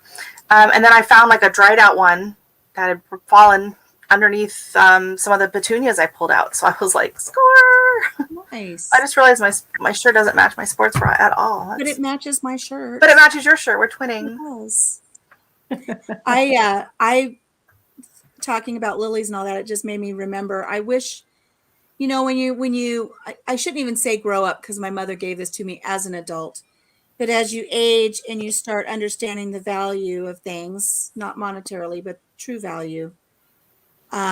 My mother gave me an amaryllis one year for Christmas. Oh. And I wish I still had that amaryllis to come back every year because my mom passed away 5 Oh. years ago. Oh, I'm And sorry. I wish I would have taken better care. I wasn't at a stage in my life where I could. We were moving a lot and little kids, and I didn't have the time to devote to it. But I wish I would have had the amaryllis my mother gave me. And that makes me think maybe for Christmas this year, maybe I'll pick myself up an amaryllis bulb. Right. What's up, honey? Do you want to go outside? Yeah, you can get the cool wax ones too that you don't have to do anything with. But I don't know. I've never had amaryllis. I suck at indoor plants. Like, Oh, I do too. My Like- garden did well this year, but anything indoors. Although I I will can start all kinds of seeds. my Yeah. I kids start did give hundreds and me hundreds an of seeds orchid. every spring. I got an and I orchid can and grow baby, it's outside. still alive. But like I killed like 3 orchids last year and several aloe vera plants. And I had an aloe vera plant that went to I the gotta put the brink dog out. like Can 5 you have- times, and somehow it managed to pull itself back out. My husband laughs at me because I do that with all my indoor plants. It's like I got to kill them, cut them back, restart them, and then they're fine. I don't know. And then people are like, oh, well, you're overwatering. I'm like, no, I'm not overwatering. And it's like, Yeah. I'll set a timer. I'll water, say every Sunday morning, I have a timer goes off. It says water the plants. And I go and I check. And if they're not wet, so I'm not overwatering. I don't know. I don't know. My reasoning is it's not food, so I'm not like trying to, make it really grow and give me fruit and stuff like that. So I'm not as focused on what the plant needs. Yeah. So I think that's what it is for me. But my Lilies hibiscus may be bloomed. edible, but they're deadly to Nice. not, people. Did you see my hibiscus on Instagram? It bloomed this morning. I overwintered. I brought it in Oh, a how couple nice. weeks ago, and it's sitting by the window. And I came down this morning, and it's just like, oh, it's Aw, beautiful. That's really That's nice. so pretty. Be careful, Blue Farms driving and chatting. Yes. Oh, you Yeah, want out hopefully there you're not too? driving while messaging. Yeah. Can I count all of this up and down, back and forth as exercise today for my diabetes? Because the dogs are just like, now this one went out. Do you have the smartwatch? Do I what? You have to get the watch with the step counter. Yep. Oh, I have one. I have to charge it and I guess put it on now. I don't know. It's a good idea, and then you know exactly what you're doing. But you know what I Then- found out? When I crochet, it counts as steps. Oh, I did 20,000 steps today sitting on my fat butt. Oh, wait. That's awesome. I did it once. I remember I was cooking. I was making something, and I was beating this, and I was watching my arm. Yeah, I was watching the timer go. I was like, It's your blood. When you're cooking and you're moving fast, it does. oh yeah. The thing that made me really mad with the watches you wear on your left hand, right? And when I'm at work, I'm holding my tray or I'm holding the hawk, and so this arm doesn't move. What's a hawk? Right. For drywall, I do drywall Oh, taping. that's right. That's right. So, You do drywall. yeah. Right? So this arm is pretty much stationary. It might do some like this. And I'll literally be walking up and down stairs, up and down, the ladder, up and down a scaffold, squatting down, up and down. And it'll be like 30 steps. Yeah. And I'm like, No. so yeah, that makes me very, very angry because You have to. I don't know what kind of watch you have, but if you have like a iWatch or whatever, the program, you actually have to go, okay, I'm doing this kind of workout, and then it will count it. Right. So, I just had kind of one of the cheap ones that was just, oh, okay. Yeah, Yeah. I've got a cheap one, and the app on my phone always goes off at weird times, and I think somebody's calling me, but there's no phone call to answer because it's reminding me to do a workout. Weird stuff. Yeah. I have Oh, a I hate the pretty ones. expensive one, and I got an email that said after February 22nd, it's no longer going to work That's annoying. because it's on that 3G network, Oh, yeah. and after February 22nd, the 3G network will be shut completely down. Look, guys, I want to Oh, show yeah. you. I want to show you this. You see? Yeah. You see this? This is how much weight I lost in 9 weeks. All of this used to be tight. Yeah, I still have my hanging Oh, mommy to wow. me though. yeah. That didn't go Oh, anywhere. the apron. Yeah. Yes, my fupa. The fupa. Yes. Fupa. Finally, someone who knows what a fupa is.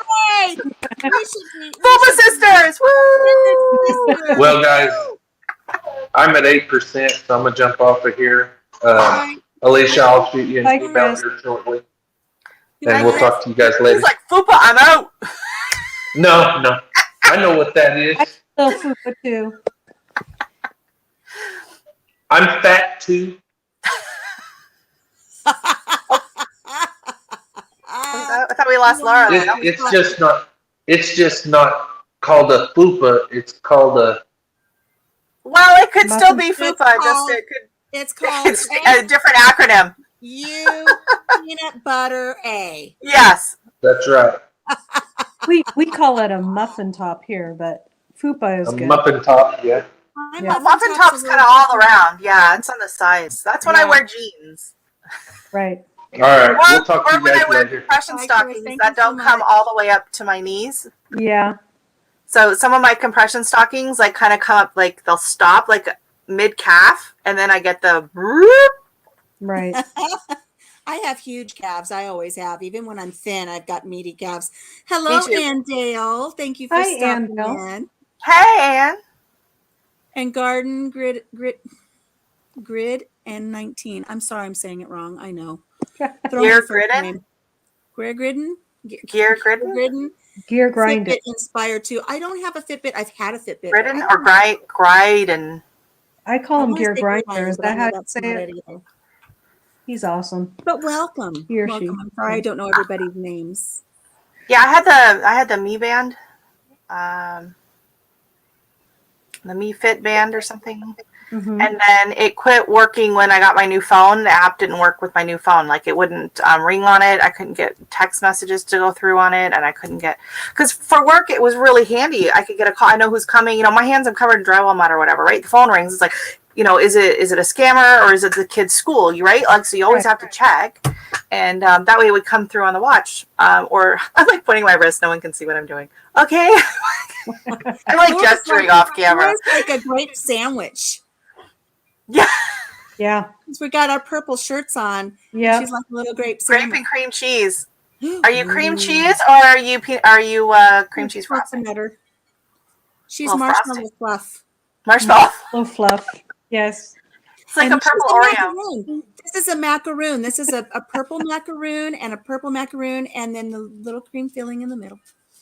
Oh Yeah. my God! Am I acting weird because my sugar's low? I don't know. I feel so special. Oh, then my sugar must be low all the time. Me too. Macaroons are beautiful, and I love them. So that is a okay. Yes. It's Greer My Grider. neighbor. Gear So my neighbor Grider. is Gear Gear Grider. Griden. Gear Gardens. Just not There's no late for garden. supper. I say There's that no- too. You can call me anything you want. Just don't call me late for supper. Just we're gonna just call you Gear. G19. Oh, I'm sorry. No steps yesterday. That's weird. Yeah, no steps because it sat at their desk all day. Oh, I would get so mad. I'd be on the job. I'd be like working 8 hours. I'd have like 20,000 steps on this thing, and then it's an hour-long drive home. And Yeah. I'm in the car recuperating. Mm-hmm. Stupid thing buzzes. You have a lunch in 60 minutes. Like, out the window, I'm beat. It's like, can you not like see what I've done the rest of the day? Like, come on. Yeah, really. Oh, girl. I'm putting No, a link it's a up if anybody workout else wants to doing, throw the hen party taping. here. Drywalling. Hmm? I would get the alarm that's like, you haven't exercised in 20 minutes. I'm like, okay, let me crochet. Yeah. 20 steps, 30 steps, 40 steps. Done. Cheater, cheater. Well, that's the thing is, one time I tried putting the watch on the other hand, and I had like 40,000 steps by lunch. I Yeah. was like, yeah, this isn't accurate either. And Pedmar, I know there's another name to call you, so drop it if you can, but I understand how that would be frustrating if the alarm kept telling you to do stuff Oh yeah, when you're in bed. So I get that. Yeah. I'd be They like, need to have nope. something a little better for that. Yeah. Mine keeps on Something that telling me to you can do stand up harmless. or breathe or take a moment to reflect. Yeah, mine would come up and say, just do a 30-second serenity thing. And, Mm-hmm. Yeah. you know, and then the dog would yak or something. It's like, well, that's the end of that. Serenity now, Margie. serenity now. Margie, I will try to remember that, sweetie. I will try to remember that. But it takes me a Margie. while. At least we can pronounce it. Yes. Margie. Yes. Yeah. I bought myself, when I went to the down to the thrift store the other day, I bought myself a nice little 3-pound weight so I could try working on getting some muscle back. And my husband was building my shelves for my pantry, and he says, do we have like a sledgehammer somewhere? It's like, he's the man. He's got all the tools. I was like, here, use my weight. He's like, Yeah. things with my hand weight. At least it's getting some use, right? At least it's getting used. Yep. It's getting used. But I walked yesterday, but I will not be walking today. It really looks like snow weather outside. Oh, It no. wasn't this bad earlier, but the wind is blowing more, and it's just got that gray snow haze to it. If Mhm. you've lived where there's snow, you know what I'm saying. Yeah. So I don't know if we're getting snow later today, but that's what it looks like. My chickens will be an indicator, because if they've all gone inside by now, that probably means there's something coming. Yep. But I You did should look outside. into getting like one of those, like the mini trampolines that you can have in the house. They're like maybe 3 feet across, and you can just kind of stand on it and just, you don't even have to, like, your feet don't leave the Bounce? ground. You just kind of bounce. And it is like the best exercise. It's amazing for your lymphatic system and your circulatory system. It's really, really good for you, and it's super easy on your joints. I think my dogs would probably think that it was a new bed for them. Wear a pad. I could always stand it up. Do what? Wear a pad. Really? Just saying. I understand that. Squirt, squirt, squirt, squirt, squirt, squirt, squirt. Dribble, dribble, dribble, dribble, dribble, dribble. When my daughter was little, we went to a, you know, they have like those big trampoline places you can go Yes. to. And they used to have a toddler time, right? And so it was like $3, and the parents had to go with them, right? So my friends and I, we decided we were going to go. So I was prepared. I put on like my shock absorber sports bra. I wore, you know, I wore a pad. I was jumping and jumping. And all the rest of my friends were going, oh my God. I was just bouncing. I was jumping. Yeah. I told y'all, and I warned them ahead of time, and they thought, oh, I'll be fine. Sure. Nope. So, Margie has a new great-granddaughter. Oh my gosh, congratulations. Congrats. Just a little peanut at 6 pounds, 10 ounces. And I know what reminded her to tell you, because you were saying serenity. Serenity now, serenity now. Moore Johnson, how sweet. Very, very sweet. Oh, congratulations. My daughter was 6'9". So tiny. My baby was 6'2", and my other baby was 5'8". Ooh, tiny. Never had a baby over 8 pounds. Nice. All my babies. Yep. My friend's little brother, he was 10 pounds. And the mom is so tiny. She's not even like 5 feet. And she's holding him as a newborn, you know? She's like, I know. I had a friend I went to high school with, and we were pregnant at the same time. I used to go to her house every morning. We'd play gin rummy and drink like 6 pots of coffee. I don't know why my kid was born with ADHD, but that's another discussion. But she called me one day, and I said, hey, I'm on my way over. I'll come over, we'll play cards. She goes, yeah, come on over. I'm bored. And I said, okay. She goes, yeah, I had the baby last night. And I've already given the other girls a bath, and I've baked some cookies, but I'm bored. Come on over. And I'm like, you just had a baby and you're bored? And I went over, that baby was like 10 pounds, 3 ounces, and she was all of 120 pounds. So she pushed out this 10-pound baby and went home and was baking cookies and bathing her children the next day. And I'm like, I have a baby and I'm in bed for days. What kind of drugs did they give her? Right? Wow, that's Baby just basically walked out. I guess. yeah. Because no trauma to her. Good Lord. I'd be in traction for a week if I gave birth to a 10-pound baby. I couldn't even get the first one out that was under 8. No, Yeah, I'd feel boy. like I was getting ripped stem to stern. God. I practically they broke my pubic bone to get my baby out. They actually like popped it and broke it and then pulled him out with forceps. And that was after pushing for 8 hours. Oh, His head was there for 8 hours oh my God. before they finally pulled him out. Oh, Hello, that's a wonderful view. that wasn't going to work. Michelle and I are both like this. Sorry. Great Let me on take you camera. for a spin. I'm getting motion sickness. Oh my gosh, Baroque Cowgirl was putting rafters up in her house the day before her daughter was born. You guys, you're tough. A lot I of don't know people what do I the was doing the day nesting before. thing where they're doing all kinds of crazy stuff. Yeah, I was doing a basement the week before. Taping. I have pictures. I'm up on a ladder taping. I'm like, but she came early. My water broke early, so. Mine did too. With all of mine. All of mine. Oh, sorry, I'm printing. I'll mute myself for a second. Me too. In fact, each one came a little earlier because my water would break. Yeah. Yeah. Yeah, I had that too. No, you did not jump into a gal's early event. It's just the way it worked Here we out. are. The post, you know, I'll post the link if anybody wants Hello, to add Old a little Sweets bit of Farm. How are you? testosterone. You can add some testosterone in here. I don't care. My back hurts, and I'm probably going to have to call this quits in a little bit and at least make it look like I did something today by the time Jim gets home from work. Oh, me too. What is that? Is it a peanut butter? Well, there will be, but it's going to be a really tiny. So it's for my daughter's friend's little boy. He's turning 1 this weekend. So, and he's obsessed with Baby Shark. So I made him a little shirt. Everybody sing it. Oh, Baby. So I made him this little. That's cute. You sewed that? Yeah. That's awesome. I just have to do the neckline.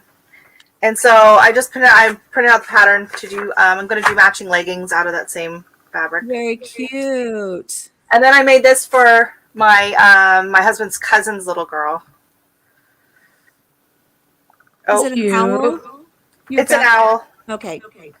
And then look at the little cuffs. They're so cute. Oh, that is cute. And so these have matching pants. I just want to say that the Old Swedes Farm says all is good in Minnesota. Just jumped in between work meetings, getting ready for possible snow on Friday. I was just saying, I'm just below you in Iowa, and it feels like snow weather right now. Mm-hmm. It looks and it feels like there's the possibility. I have not checked the radar or anything. Oh, look how cute. So the pants, the cuffs are going to have this little ruffle detail on them. Oh, cute. But it's supposed to have 2 buttons, and I want to do the buttons before I sew them onto the pants, and I don't have any buttons that match, so I got to find me some buttons. Cute. Swede from Minnesota, eh? So my mom's family is from Minnesota, but they're Norwegian, not Swedish. From Bemidji. My grandmother was born in Superior. And then my older aunts were all born in Bemidji.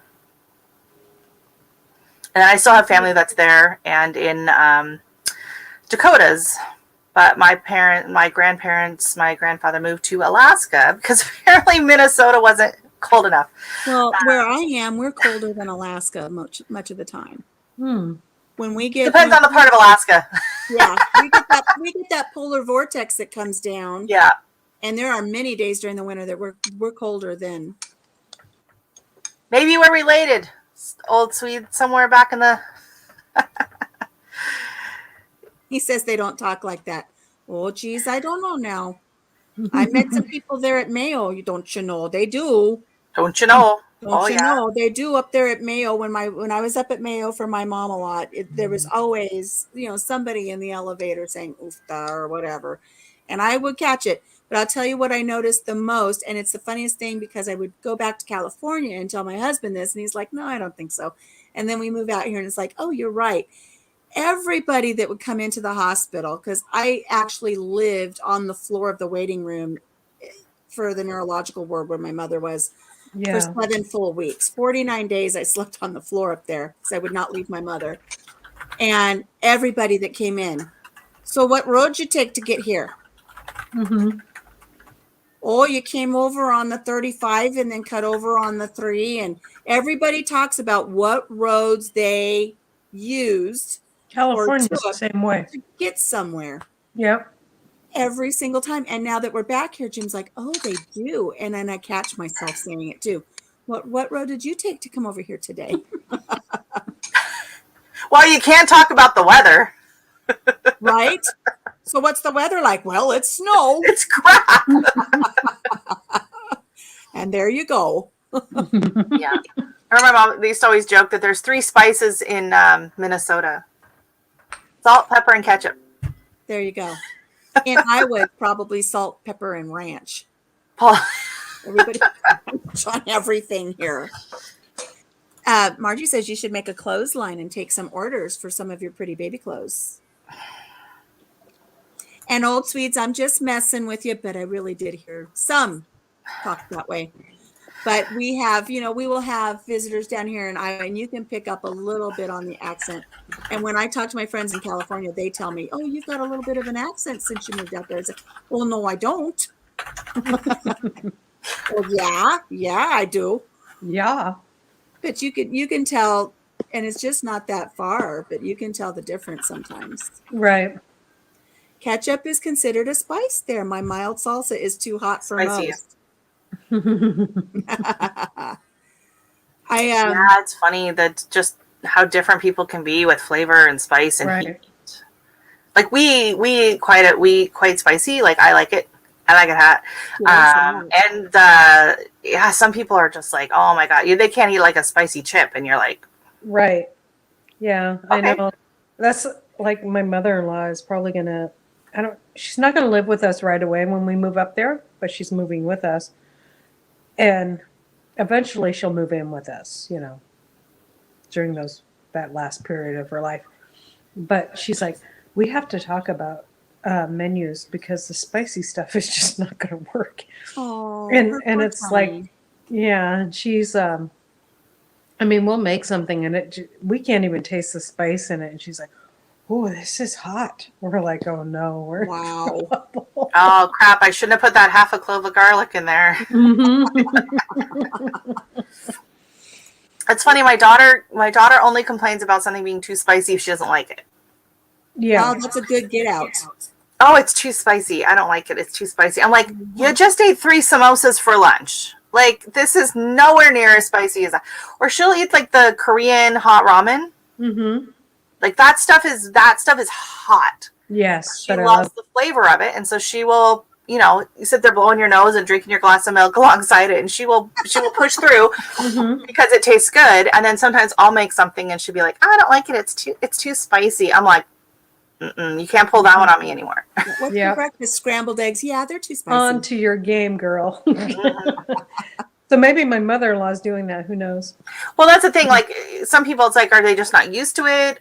Does it affect them? Because I have a friend who really loves spicy foods, but she has colitis, so it's a no-go, right? So that's different, right? But if it's someone who's just being a bit of a wimp, she has colitis, so he's into it a little bit. Oh, she does?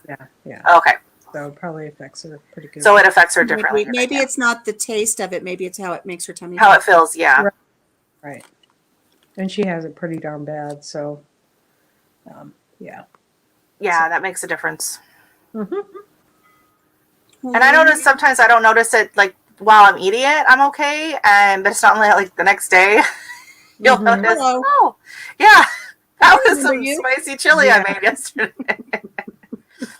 My son came over and I gave him the sweet pepper jelly that I made. Mhm.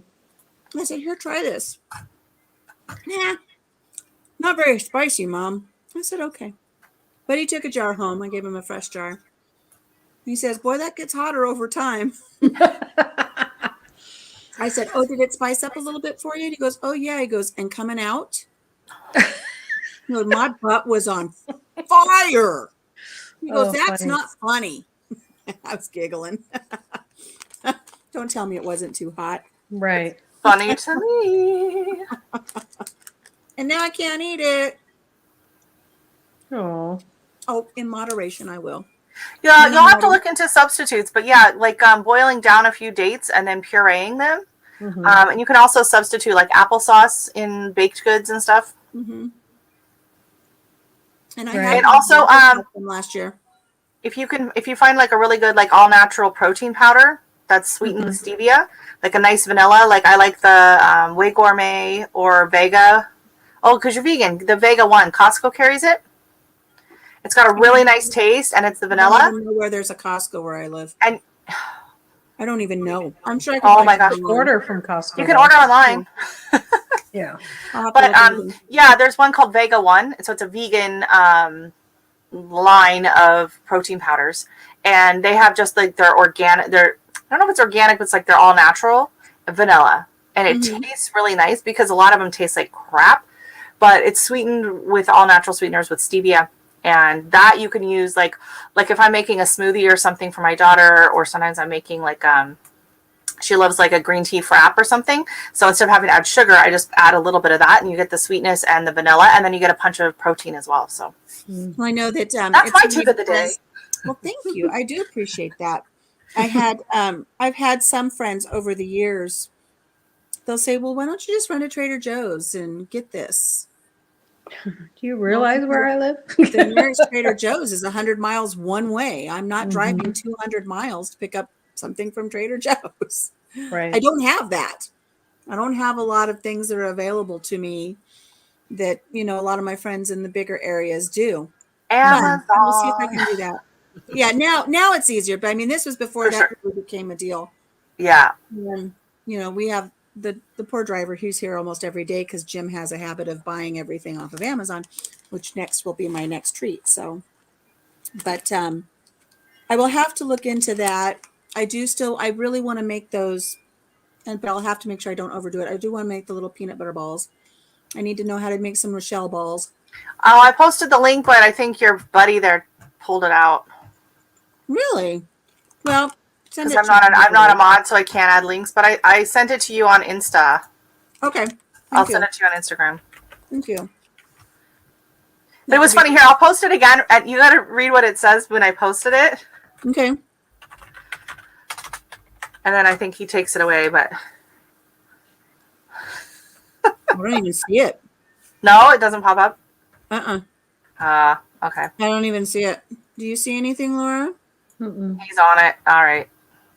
Nightbot, you silly thing, you. Oh, nope. There's something else. Yeah, no, All it right, doesn't even. Old Sweets Farm. I don't know what else to call you. And even if you tell me, I'll forget. But See you later, old ooh, sweets. next time they jump on, they're going to have some birthing stories. Oh, bye-bye. Birthing stories. We're always down for birthing stories. I like birthing stories. Sure. Let's go. Did you ladies see my video about when I delivered a baby in the jungles of Guatemala? Yes. How did I miss that? Wow. That sounds exciting. I was 12 years old. Rich. All right, Rich. I'll call you I know Rich. you've told me that before, Rich. I will try to remember right out my brain, but I will.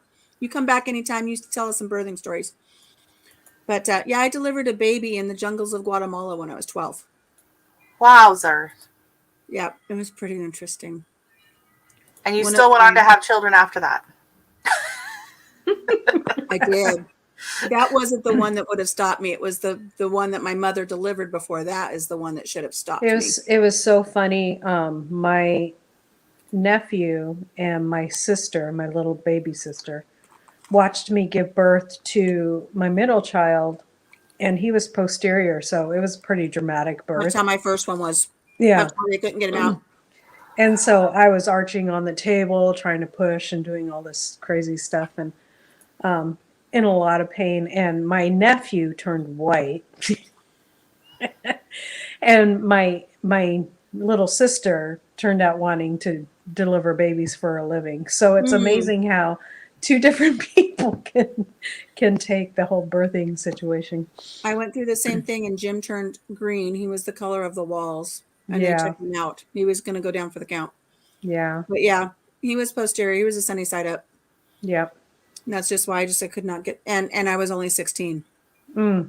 So I had a really hard time understanding how my body worked, what they needed from me, and Right. nothing was going right. And I Yeah, should have stopped then. that was my second one. My first one delivered pretty quickly, and so I mean that was a huge difference. It was like somebody ripping out your spine. Mm-hmm. You know, pretty darn painful. So Yeah. Yeah, my sister, she delivered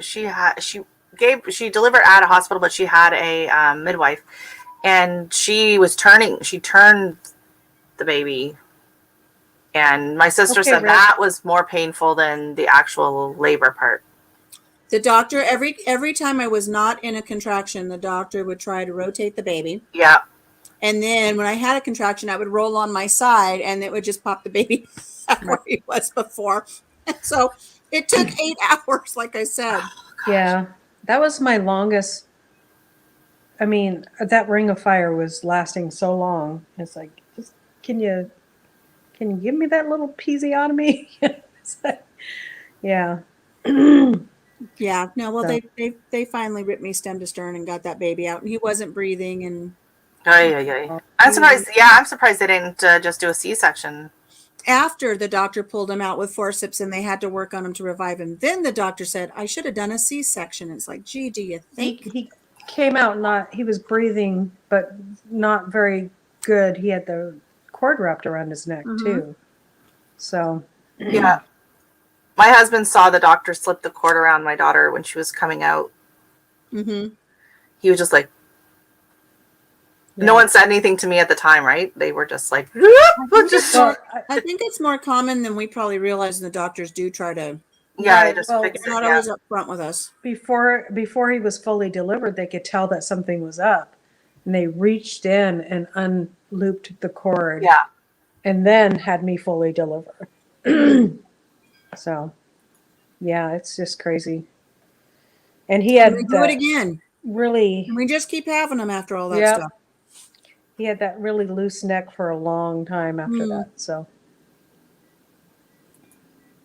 I had 2, and then my last 2 were C-sections. So, because the first doctor that delivered the first one and said I should have done a C-section, and he didn't listen to himself. that's what they told me too. But I still delivered. Right. I had no But then C-section. the third one, I was in labor on Pitocin for 12 hours before he said, oh, this baby's presenting butt first. He was a Frank Breach.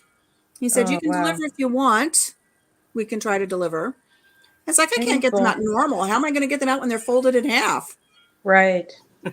Took me off to have a C-section. God, no. Just use the zipper. Just put the risk. I wish. The risk too at that point, Yeah. Breach is I one can't thing. imagine delivering a baby butt first. No. I cannot imagine. No. So, on that note, I really haven't eaten anything today except for a handful of almonds. I know. That's why I was like, I have to eat something. Speaking That's not good for you. I'm going to tattle on you. That's what I'm saying. I should probably go. I'm going to go make myself a really nice salad with 1 little sweet pepper, 1 slice of onion, and I've got my. Why can't you have onion? You can't. I'm learning. You can. Oh, the dog just farted. Oh my god. Oh my god. What did you eat? Well, there goes your appetite. I gotta make a pumpkin pie, so I gotta go too. Well, my dog just made a pumpkin pie, and it's not pleasant. I gotta make some baby tiny pants. I thought you were going to do this for me. You held your paper up. I thought you were going to. I'm airing the room out. Yeah. Let me put some air freshener. The dog Oh my goodness, that dog. Oh no, it's the dog. Oh. I'm on this new medication. If it was me, you'd know because I'd be running away. Oh my. But that dog, oh my God. Lordy Lord. I'm glad that that's not a side effect of this medicine for me. Holy crap. Yeah. Oh, that would be fun. Oh, all right, my friends and everybody in the chat. Yep. Thank you so Bye, much for everybody. joining me. I finally caught one of your lives. I It's not appreciate too it. late. The other night, like I was like, there were so many people going live on Monday night, and it was like 8:30, and I'm like, I'm in bed. I'm sorry, Okay, I'm done. Yep. when I picked Monday night to do my the Country Mama quickies, Yeah, I didn't see anybody on I Monday know. nights really. And now I'm on Monday nights, and Monday nights are filling up, but that's why I'm at 9:30. Right. But I want to try to see, and I was discussing this in another chat, since somebody had said that the lives are not monetized or don't go towards your watch hours. I want to see if I can somehow record something like this on StreamYard, but not have it be live, but record it. So like if Laura, if you wanted to do a Country Mama quickie with me and you said I'm available at 3:00, Yeah. we could do just the quickie at 3:00. Then I could set it up on YouTube as a premiere. Oh, okay. But I don't You know can if I do can do that. pre-recorded. You can do a pre-recorded live on StreamYard too. But the premiere, yeah, because then they could interact too with the comments. Right. Yeah. So if I can do a pre-recorded, but somebody said you have to, that's only if you pay for StreamYard. So I have to check that. But if I can pre-record it and then throw it over onto YouTube as a live or as a premiere, Right. Yeah. I think that might open things up. And so I'm not telling somebody, oh, well, I'm booked up on the calendar until March now. Right. Where I could just say, let's That's do one awesome, now yeah. and I'll schedule it. Yeah. That might Yeah. actually be good because we're going to be in the middle of our move when I'm Right. scheduled for you. Right. So, yeah. So if I can do it otherwise, I'm going to My problem is just I'm on Eastern Standard Time, right? And so many other people are like, "Oh, it's only 8:30 for us," and I'm like, trying to I'm falling asleep, you know. Like I'm sorry, I gotta get up at 6:30 I tomorrow. know. When Courtney does her live, sometimes I can't. even though I'm on the West Coast, I'm like having a hard time staying awake. I'm like, what is it going to be like when I move? No, I've never caught her nighttime ones. Yeah. I do I'm just like, sometimes. Sometimes I can't do it. I'm just too I late. will work on that. We'll see if we can get it scheduled a different way. If I can make that work, I think that will work really Okay. well for the quickies for everybody. And I thank you so much, ladies, for being here with me today. I feel better. I feel better just having this interaction than I did this morning when I woke up. So That's Go good. back and watch maybe your some of it is quickies. mental. Oh, for sure. There's a lot that's mental and just kind of getting a handle on it, right? And understanding. I sent you a message over on Instagram earlier today, but you haven't seen it yet. But no, it's just talking about, like just finding out how your body works, right? So for me, I found like I could eat a full cup of parboiled rice cooked, and it did not spike my blood sugars. But like just looking at a potato. Oh, wow. But other people, it was the opposite. This other lady next to me at the dietitian's, she could eat a whole potato, but she couldn't have any rice. It would spike her blood sugars. So playing around with it. And parboiled rice is the lowest on the glycemic scale. And then rinse it really good first too to get any extra starch. Never ever again eat jasmine rice. It is so high on the glycemic scale of rices. So Yeah. Oh. And I've got I don't know how many, 3 or 4 or 5 gallon buckets full of rice. well, that's the thing, but try it out, right? And try it. And then maybe mix in, if you do the rice, make sure you wash it really good. And then do half rice and then like half cauliflower rice. And then mix it in. And then, there you go. It sounds disgusting. Have you tried it? It's good. It's not bad. And you won't even know it's not rice, honestly. I think if you slowly introduce yourselves to other do like foods that the you're not fried used to, yeah. Cauliflower fried rice is really good. Even my daughter was like, "What is this?" Yeah, I might do that. Yeah. So just to back up a little bit here, Margie, I don't know that is true. There's been some discussion in some of our private chats that somebody has been notified or learned or somehow has otherwise come across the information that lives do not go towards your hours. Only if somebody rewatches your live. If they watch it after, yeah. The thing that makes me think that that's not true at all is that Courtney does it to get her hours. So she doesn't have a lot of videos otherwise. Mm-hmm. And so she actually does it to get her hours. That's why a lot of people. Well, see, the thing is been when the first live I did, I just did it through YouTube. And when I clicked end, it told me how many watch hours I'd gained after that live. But then after that, I switched to using StreamYard, and it doesn't tell you that. Me too. So I wonder if people are thinking that just because StreamYard doesn't tell you that, or maybe it doesn't work with StreamYard and it only works through YouTube Live. I don't know. I don't know. Something to find out, but I'm definitely going to see if I can do my quickies. Yeah. Yep. See if I can do my quickies that way. Sorry, Blue Farm. Go ahead and eat it if you don't have if you don't have if it doesn't spike your blood sugar, if you love jasmine rice. But if it does, you might want to look for other alternatives. And parboiled rice is it worked for me, so I was really happy to find that. Gear Gryden, do you know how much it costs to pay? How much the paid plan is for StreamYard? I've never looked into it. Do you know? It's either $10 a month or $20. It's either 9 something or 19. I can't remember. I think it's $25. Ouch. Yeah, I'm not bringing in any money, so that won't be happening. But yeah, I'm like, I don't. Like on your social media accounts, especially Facebook, they're always running a deal. So, look, that's what, like if we need to later on. Right now, we're just, we're not going to, we really don't want to pay for anything that's not necessary. Same. Until you're making I told some Courtney money. I can't join the poop troop until I at least sell one mug. If I sell a mug, that'll get me 6 months on her poop troop. But I don't bring in an income. I sell these pretty things. If anybody wants Color Street, I do sell Color Street. Are those the nail thingies that you? Yeah, the nail wraps. Fake nails, yeah. So it says you don't have to have long nails. $20 a month if you book. It's $25 a month, or $20 a month if you buy it annually. So you'll save $60 if you buy the year's worth.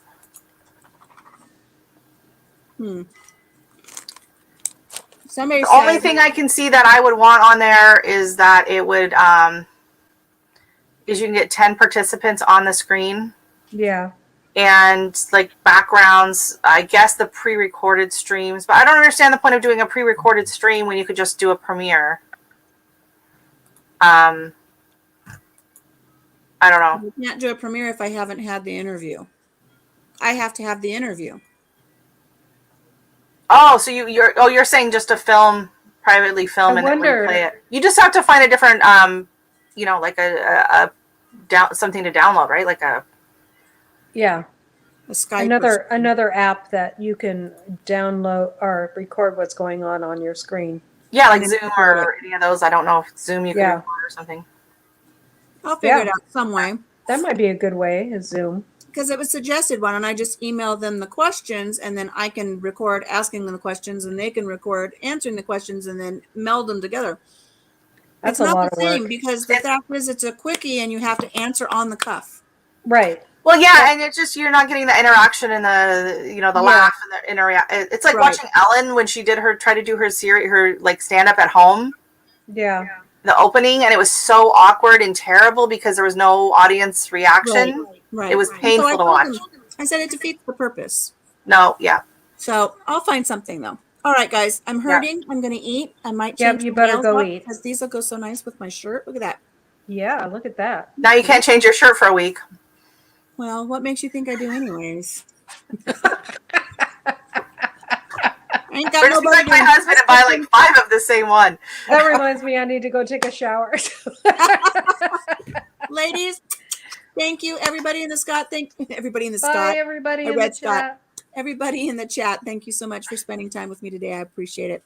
We'll see you Adios. guys Monday for a quickie at 9:30 Central, and then we'll see everybody Wednesday 10 a.m. Central for some more coffee chat. Bye. Bye. Bye. Bye, everybody.